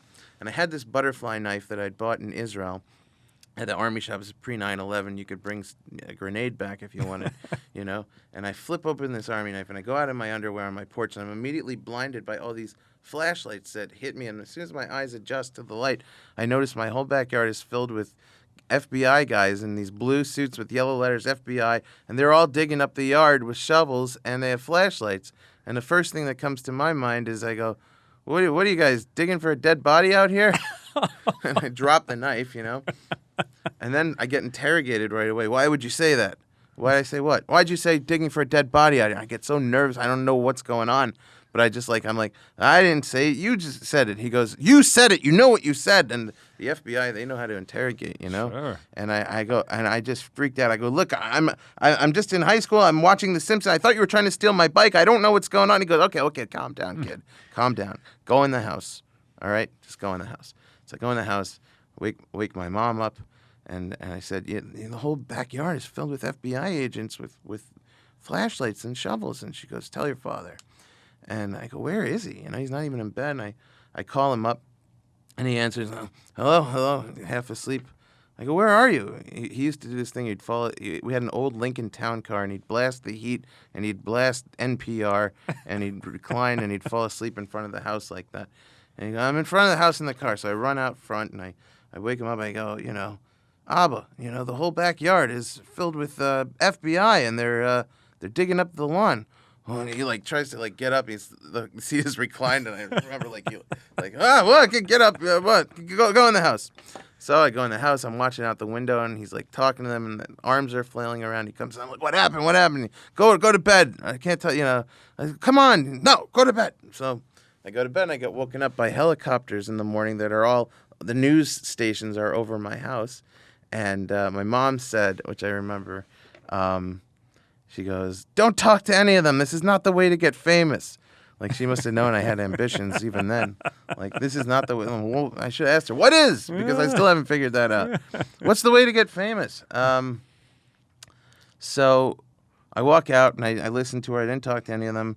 And I get on the bus, and everyone's like, murder house, murder house. You know, it was all over the news that this Hofstra student had killed his roommate.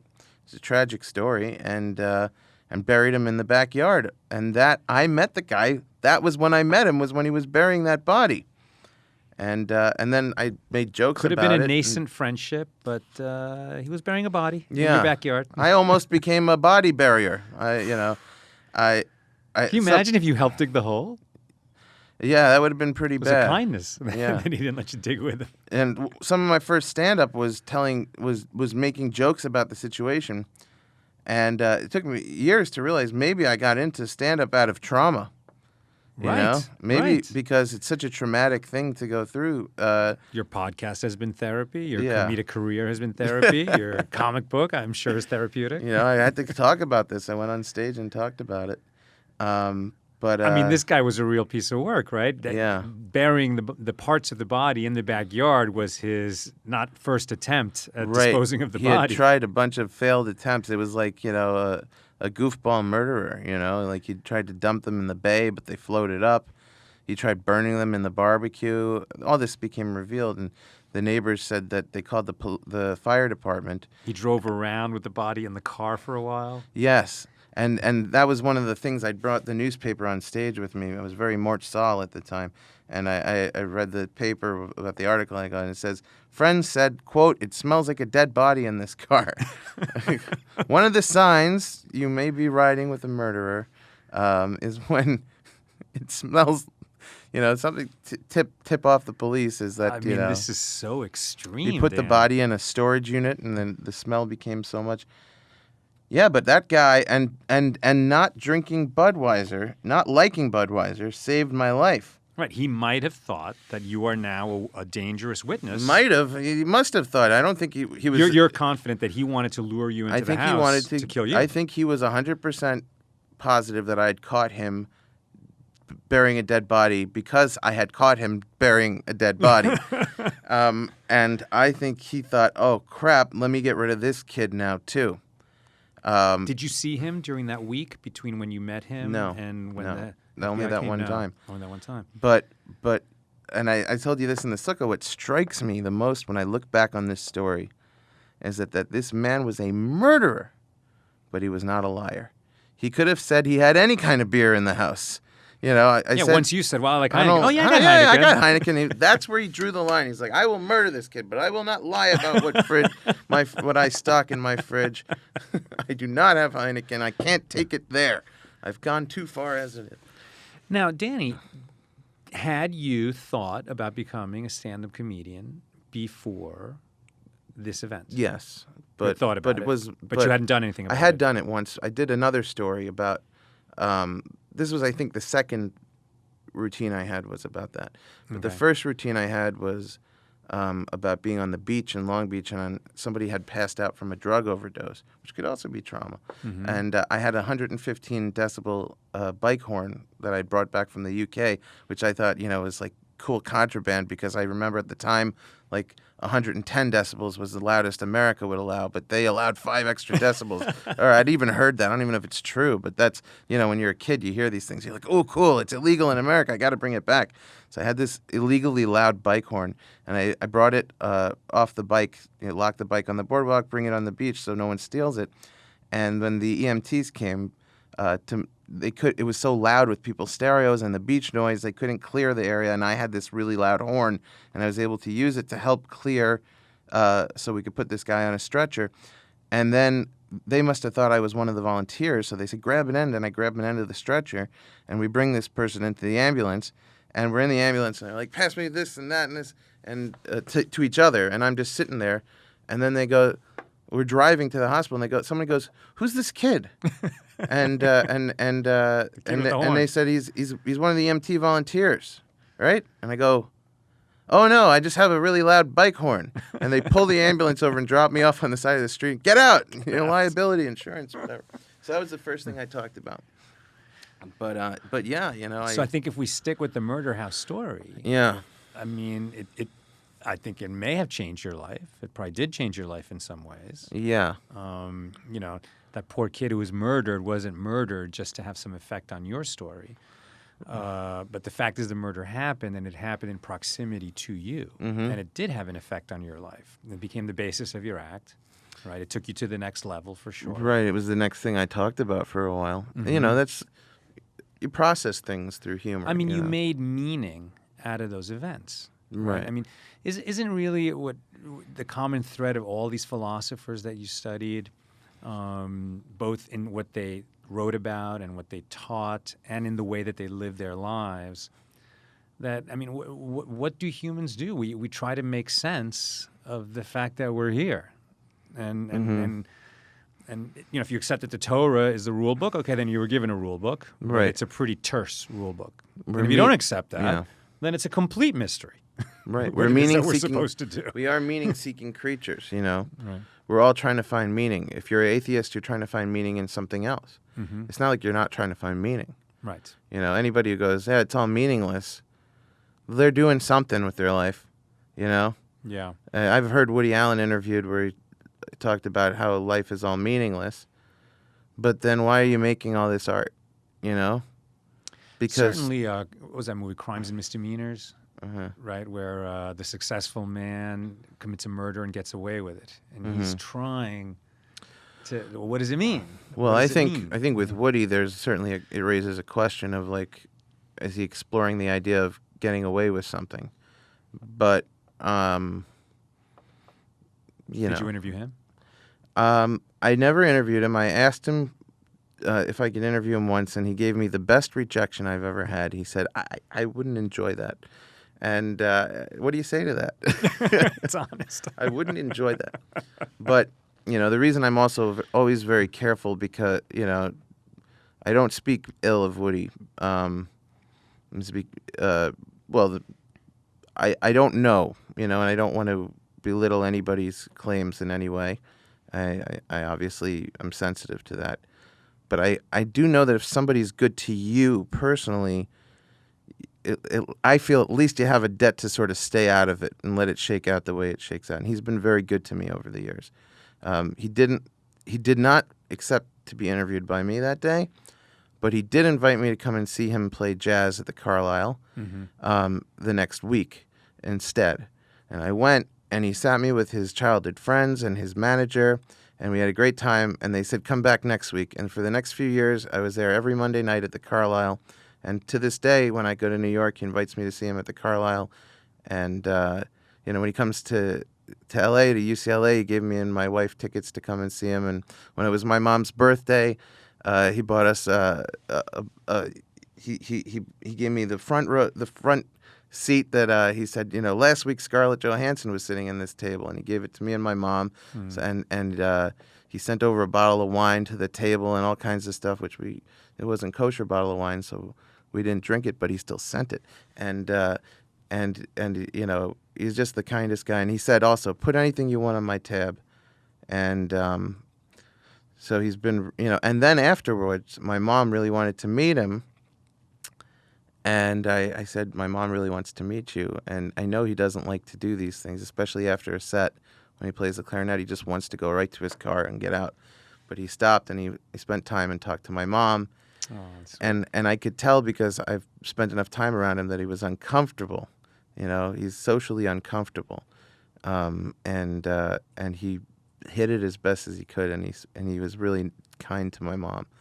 So while I know there's allegations about him, I can speak from my own personal experience that he's been a very sweet and generous person. Did he do other things? It's possible too. You know, people are certainly multifaceted. I don't know. I certainly don't know. I'm just commenting on his professional work. Right, but the reason I went on that whole tangent is because if he did do something, he's trying to explore the meaning in that and understand, like, what does it mean to get away with something, or if he didn't do something, what does it mean to be accused? Right. So he is. But at any rate, he's seeking somebody who, meaning. Yeah, exactly. Yeah. He is somebody who, you know, and his characters. You know, if you can have a criticism of Woody Allen, it's that he has many different characters played by many different actors, but the voice always sounds very similar. Right. You know, and it's his voice. It's it, yeah. And through the mouths of his characters, he is exploring big questions. I mean, he's definitely somebody for whom philosophy right is a participant. You know, he has taken his comedy. Whole career as a filmmaker to explore meaning. And he's concluded that there is no meaning, so he says in interviews. I didn't get to do one of them, but in other interviews that I've watched with him, he says there is no meaning to life. But boy, is that a guy who's seeking meaning, right? Like he's not saying there's no meaning, so I'm going to sit on the couch and do nothing. He wants to find meaning so badly, I think. And so maybe he finds meaning in his work. You can't say there's no meaning in life. You can't, because there's always meaning. First of all, there's always the search for meaning, which is that search is very meaningful. Yeah, it's a meaning. Yeah, you know, and that, and there are the moments that you create. There's no answer to the meaning question that is going to stick, that's going to be permanent. But we arrive at meaningful moments that we remember that invariably involve others, right? And reaching a new understanding with another person, reaching a moment of vulnerability, a moment of being accepted or accepting. And sometimes it's just, simple stuff, right? Like just there was that Stanley Tucci movie, the Big Dinner or something. It was about two brothers, I think, opening a restaurant. And at the end, they've gone through hell together. And there's just nothing left to say. And in the morning, they just sit at the table and one of them makes eggs. And then they eat it. Yeah. And the whole scene, I mean, there's no dialogue at all. And the camera keeps rolling while one guy makes eggs. That's great. Sits down and they eat it together. And because you've lived with them, for the, I think it's called Big Night. While because you've lived with them for those 2 hours, you get a real visceral pleasure from watching them just be together. Right. And that moment is meaningful. And it's also always nice to watch people make eggs. I mean, there's something. I was just talking to a friend of mine about this. Like, there's so much satisfaction in mastering eggs. Like, there's some fascination we have with eggs. I have chickens in my backyard, so I'm even more fascinated with eggs. The big philosophical question that people jokingly ask is, what came first, the chicken or the egg? We are obsessed with eggs. We start our day with eggs. Like, that's the first thing. We're like, gotta have eggs. It's we come from an egg. We love eggs. Who doesn't like eggs? Yeah, human beings come out from an egg. A sperm ever heard someone to say an I egg. don't like eggs? What? No one says I don't like eggs. Lately, I've just been mastering French omelets at home, and like, there's something so satisfying when I get it just right. It has to be like, you have to shake the pan while you stir it. So French omelet is an omelet that doesn't necessarily have anything in it, right? Is it? I don't. You don't have to have like the mushrooms or the spinach or anything in it. It's a specific technique, to make a French omelet, where you shake the pan and you shake the eggs at the same time, so they're almost scrambled, but they stay together because of the shaking. Okay. And you have to cook it just right so that it's like still gooey. The eggs are still gooey on the inside. Yeah. And it's almost like a crepe made of egg. You're making an egg crepe, and it's like. Butter is part of this dish. French butter. Yeah. And then, and you coat it at the end with butter to give it a shine, and I put chives on it and Beaucelin cheese in it. It sounds really good. But when you get them right, it's just like, even as good as they taste, I love the action of getting it quite right. And it's like that pursuit of everything in life is just try to get it a little better, Try and make this day a little better. Try and make these eggs. You start the day with the eggs. It's like the first thing. If the eggs are a little better, it might be a little better day. I have my own little egg obsession. Yeah. I don't know if there's a name for this. I feel like I don't want to say I invented something, but it's something I do that I haven't heard of other people doing. But because I used to make a lot of omelets, and my favorite thing is the spinach, mushroom, and cheese omelet. But then I also started enjoying, having eggs over easy, like just fried eggs. And then you get them to just that point where you can flip them in the pan. Right. Right. And so then I figured out that if you add them at the right time in the right order, you can have fried eggs with the spinach and mushroom and a bit of cheese mixed into it. That's you cool. add it in the pan. And then at just the right, and you have to add them in the right order. Yeah. They can't all go in together. The spinach needs to be in there a little longer, the cheese a little longer. Oh, that's cool. The mushrooms need to be fried first. Yeah. But you add them in the right, order, and then you keep shaking it a little bit so it's loose, and then when you flip it, just right. Yeah. And it's like an omelet, but it's got the runny yolks there. Oh, that's nice. It's so good. Wow. Right into it. You gotta have me over for when you make that sometime. I'll have you over for French omelets. It's on. It's on. What about like making sunny side up eggs and putting them in an omelet? Would that kind of give you that effect? Like, has anyone ever combined an omelet with sunny side up egg? You mean you have both the scrambled omelet egg and the... No, you make an omelet, an empty omelet, right? Or cheese in the omelet. Separately, you make sunny side up eggs. You put the sunny side up eggs in the omelet, flip the omelet down, and serve it like that. That could be good. Eggs That on could be eggs. good. Eggs on eggs. Or maybe just the sunny side up egg on top of the omelet. People love to tell you what they do with eggs, you know? When I was in South Africa, a few years ago, I was doing shows in South Africa, and I went to stay for a few nights with my parents' friend that they met many years ago in Israel when they were all on a program together. And he's a great guy, David Mark. And he said, woke me up one morning and goes, all right, my boy, I got to show you something. I have spent a long time working on how to make the best sunny side up egg. And you have to, and he had a different word than sunny side up. Yeah, he goes, very good accent. And he goes, you got to see this. And he pulls me in the kitchen. And he goes, the trick is to make it crispy on the bottom. But, you know, and then like he tells me this whole like how many, you know, and he was so passionate. People love to tell you what they're able to do with eggs. And like I remember like that was one of the highlights of my trip was like how passionate he was to show me about how he made the eggs, you know, like there's such a fascination. Like even I go to Real Food Daily sometimes and you get the tofu eggs because it's vegan, but they make them try and make them look like eggs.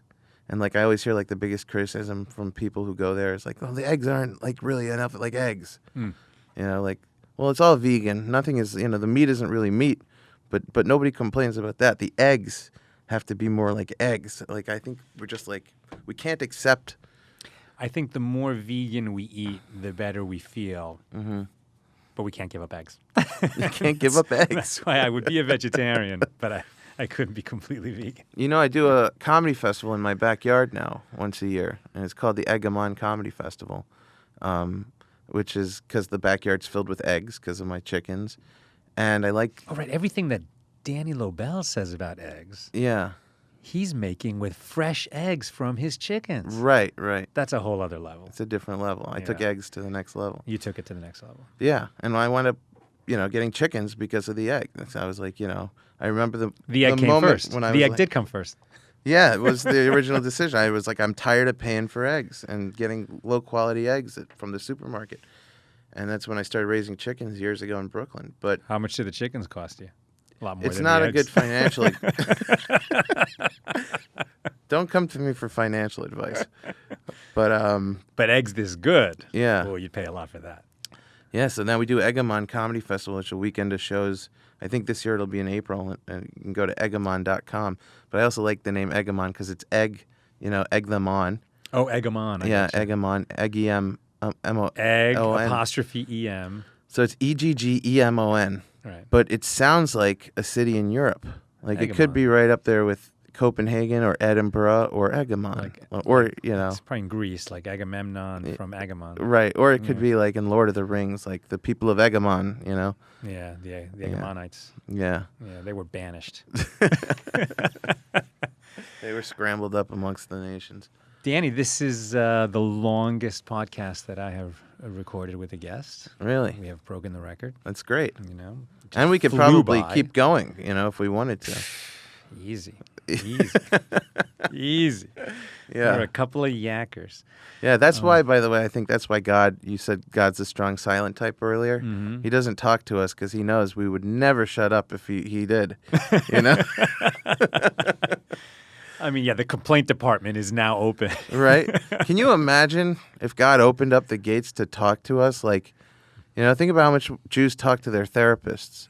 Like, and think about how much we talk to God with him not talking to us. Could you imagine? Okay, so imagine if God could easily answer every single person. Right? So imagine if God said, you know what? I've had it. They keep asking, they keep asking, they keep asking. They don't accept that the mystery is better for them. I'm just going to tell them. So one day everybody says, why, God, why? And God says, well, number one, this happened because you did this yourself and needed to be done. Number two, you're innocent of this particular thing, and the suffering that was caused here is actually going to lead you to learn more. It's going to prepare you for the next life better. It's exactly what you need. And he gives the full explanation from God. Right. So it's the truth. Yeah. Do you think that the humans accept? I think it would defeat people if they did. If they accepted it, I think they would be like, well, No way. They would all be There's like, no no, there's- God, no. I have a better idea. it would take away that meaning seeking, you know? Like, I think that's that thing we were talking about that makes people tick, is that looking for meaning. Mm-hmm. If you had all the meaning given to you, just resign. It's done. Yeah. It's like, oh, well, there's that. You know, I guess there's nowhere to go from here. I think Yeah. I think the people would not accept the explanation, even though it is the God's honest truth. Right. They would not accept it. Yeah. They would say, well, you could have done it like this, or it could be like that. And I think God would probably go, yeah, that's why I made you. Right. So It would you be can so make your suggestions. disappointing, I think, you know? But since you have a better idea anyway, why do you need my explanation? It'd clear up everything. We would stop conversations if you did believe it, you know? If God said it all, I mean... Oh, and that actually closes your circle that you'd opened, but you forgot where we were going earlier in the show when you were talking about Rabbi Finley. Yes. And we were talking about how people come to... we all have the same ideas of what we want. The same values, The with same the different values, priorities. right? So God would just say, "Here's the priorities," and you go, "Oh, okay." It would take all the excitement out of it, right? Yeah, I just don't think people would be okay. They wouldn't You say think okay. they wouldn't accept it? They certainly wouldn't accept it from any human. They have to Right? accept They it if won't they knew accept it it. was God, right? You would think. You would think. Yeah. But even if you had God's honest truth, and first of all, you reported God's honest truth. Well, if you were a prophet, well, that no would one be a accept different. that. Yeah, that's Forget different. that. Yeah. But I think even if God told them, and they knew God was Yeah. speaking, God would finish speaking. There'd be a pause, Mm-hmm. and then somebody go, "Yeah, but."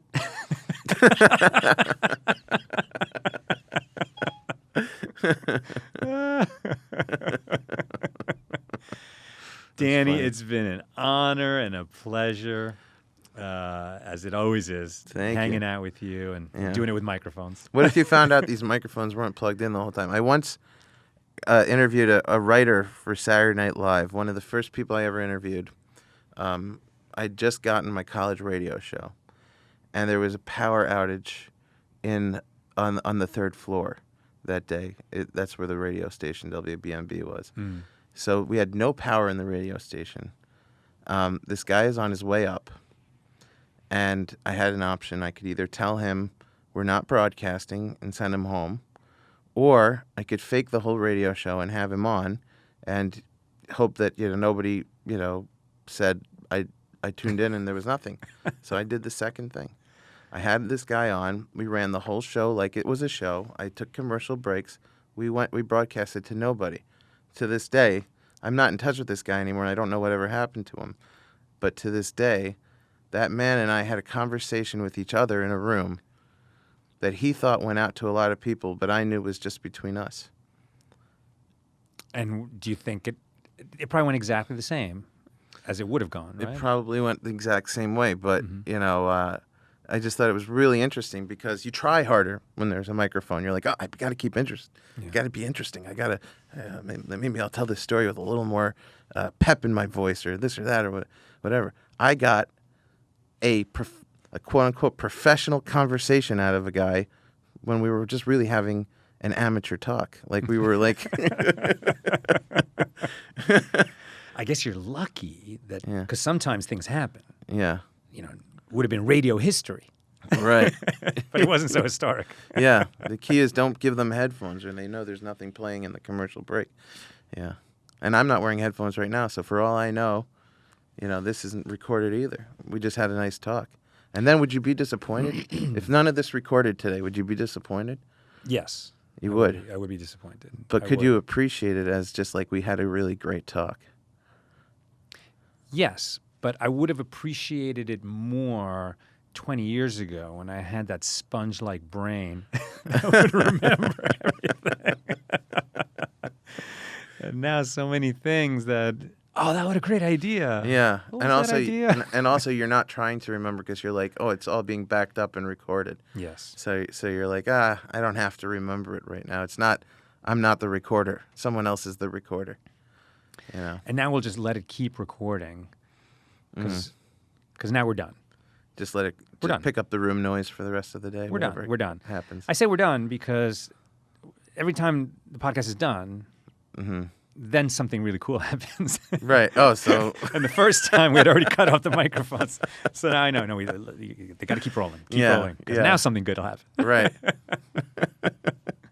So where are you going from here? I mean, in general or specifically, probably get some lunch. You're going to go back and get that degree. Yeah. I'm working on the next installment of Fair Enough, so I got to meet with the artist for that one, which was hopefully going to come out for Thanksgiving, but it doesn't look like it will. But it is Thanksgiving stories, so it may come out in time for a different holiday, but it's the Thanksgiving issue anyway. Okay. And I'm thinking about coffee. I'm thinking about, should I have a second cup of coffee or not? yeah, have it with some eggs. I didn't have eggs this morning. Yeah. So I could have my eggs now. Yeah, you can have them. Yeah. That's a big luxury, especially when I can have eggs late at night. You always feel like Oh, a late little bit night of a rule eggs. breaker. Forget it. A little bit of a rule breaker It's there. crazy. I think it's the healthier day than of late eggs. night ice cream for sure. Yeah. Huh. Yeah. Breakfast for dinner is like an exciting thing. It's like, I'm changing the rules. I'm like, I don't abide by society. I'm crazy. But nobody ever has lunch for breakfast. I guess you just call it leftovers or something then. But No, Israelis do. lunch for They breakfast. don't eat eggs for breakfast. They have salad for breakfast. There's some eggs in the Israeli breakfast. It's like What about hard-boiled eggs, right? shakshuka? That's got eggs. Shakshuka's good. Yeah. Have you ever made shakshuka? Yeah. I bet you make good shakshuka. My wife makes excellent shakshuka.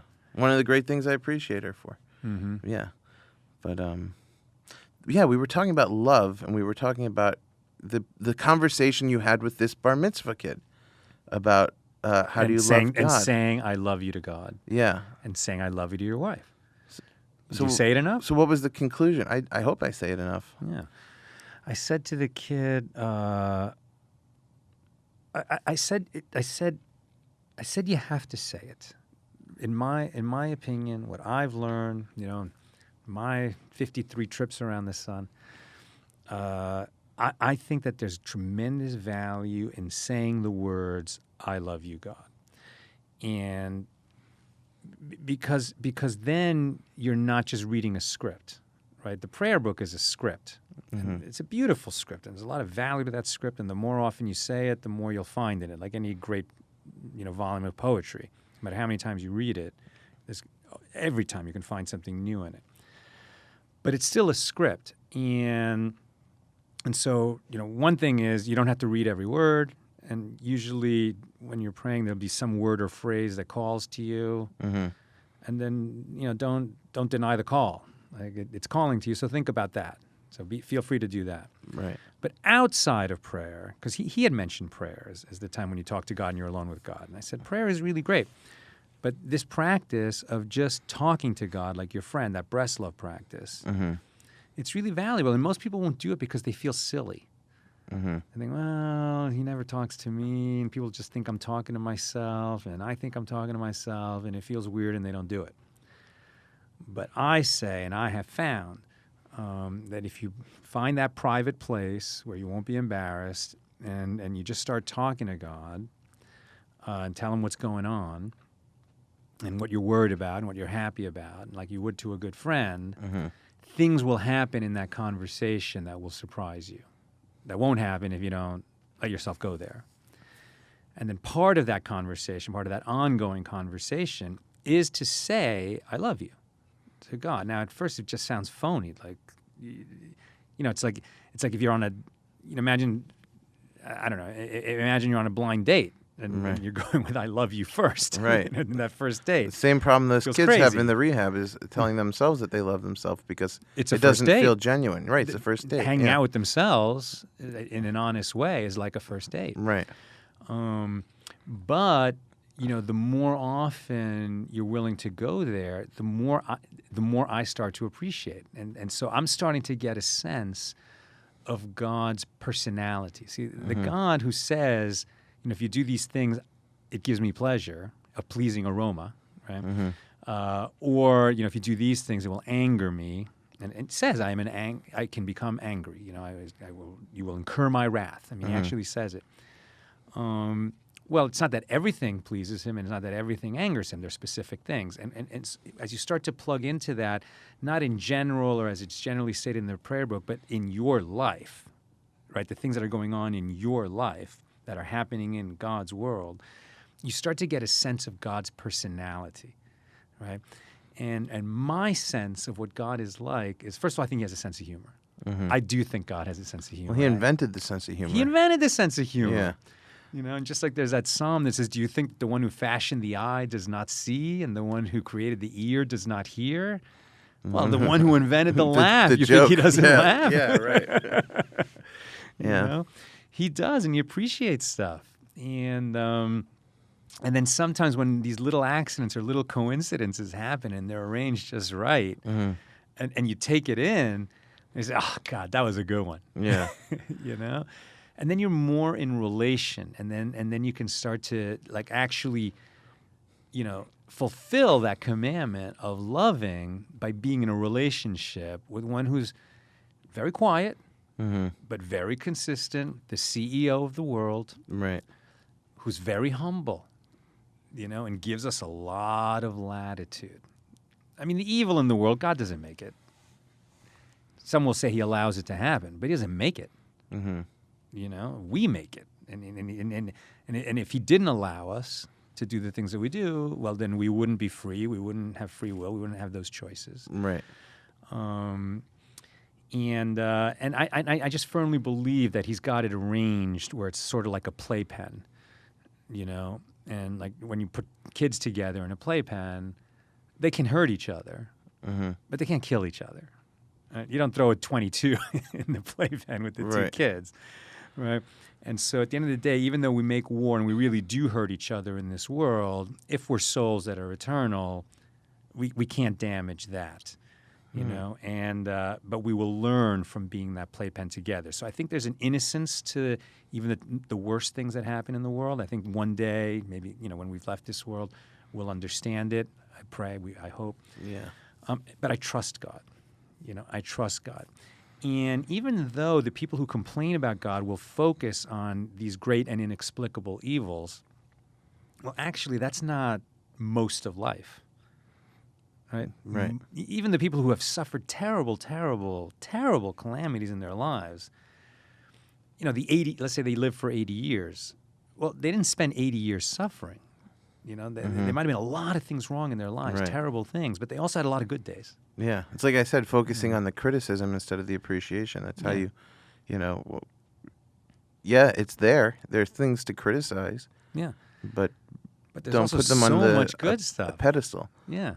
So much good stuff. Yeah. And it's so easy to take it for granted. Right. So I think that if you start thinking about this being who, has emotions, who has a personality, and who has given so much to all of us all the time with a rare thank yous. The thank yous are pretty rare. That's the other thing, is giving makes you feel closer. It's when I was saying, like, I gave my wife flowers. When you give, and you don't just appreciate, but you give, you build love. So even if you give to yourself, you build self-love. If you do something kind for yourself, you will build self-love. If you have low self-esteem, if you have an eating disorder, or like me, and you give yourself, like, I'm going to have a healthy meal for lunch. I'm going to go for a run. I'm going to drink some water.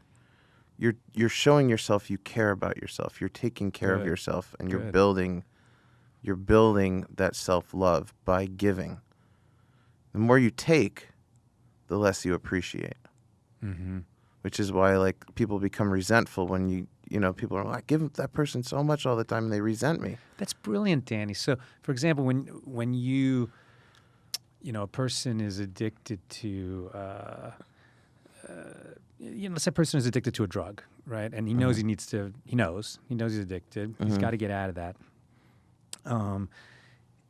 So at the time that he's craving the drug, right? If he gives himself the drug, that's actually not a giving. That's a Right. taking. It's a taking. That's a taking. Mm-hmm. But if he says, listen, I know what you need to not do that. Yeah. You need to skip this dose Right. of that drug that you're addicted to, and I'm going to give you that opportunity to skip it Mm-hmm. by keeping it away from you. That's a gift to the self, and it might be, and whereas he might not be able to say, I don't have the strength to just say no, Mm-hmm.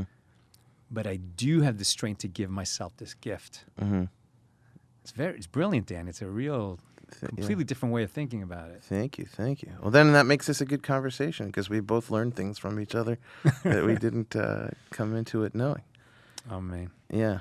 And by the way, on God's sense of humor, I think it's a strange sense of humor.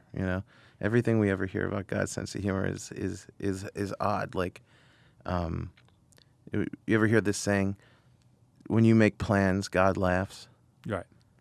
So you don't even need to write jokes. You just make plans. That'll And you can entertain him. Oh, God, you're going to love this one. I'm going to get a haircut. I don't know why you find that funny, but you make plans, God laughs. Oh, actually, this is a thought I once had. You make plans, God laughs. Then I imagine all the angels laugh around him, even though they don't get it. And he probably looks at them like, He's got a lot of yes men. Don't. Well, Danny, that's why we're here. But that's why we're here. That is why we're here. Yeah. Because the angels are yes men. They didn't like it. He was surrounded by yes men who just laughed at everything. Yeah, you have to make some And people who sang his praises all day long. And in the beginning, like for eons, it was awesome. Uh-huh. But then it's like, I got used to it. Yeah. Got used to the heavenly choir singing his praises. That He said, supports "No, your we idea. we need a new creature who's going to kvetch all day long. Yeah, that supports your idea that if God came down with all the answers, no one would accept it. Because if they would accept it, they'd become angels, and we'd be destroyed. Yeah. Right? That's and that's why it's so good to watch the sparring. Like, that's part of why I like, part of why I don't pick a side, is because it's the sparring that makes us human. It's the disagreeing that adds a beautiful tapestry to humanity. That's the texture, the fabric of who we are. And so, like, while everybody gets really bent out of shape, but there's all this divisiveness, I think there's also an opportunity to step back and look at the beauty of the fact that we all care so much, and that we all and that the discoveries and the agreements that we finally reach are earned. Yeah, and we see things differently. Mm-hmm. It's not so homogenized. Like, if it was, what a boring world. I mean, turn on the TV, and here's another thing we all agree on, and I go, oh, okay, That would be there's dissatisfaction. no room for other opinions. Yeah, so that would be dissatisfaction. Yeah, be healthfully dissatisfied. All right, thank you for coming in. This has been the Accidental Talmudist podcast, and I don't have like a sign-off phrase. I didn't even mean to come in here. I accidentally came in. So here's my new. I'm making this up on the spot. This will be my sign-off phrase. Uh-huh. May you learn from all your accidents. Oh, I like that. And mine will be, may you pick up Fair Enough at fairenoughcomic.com.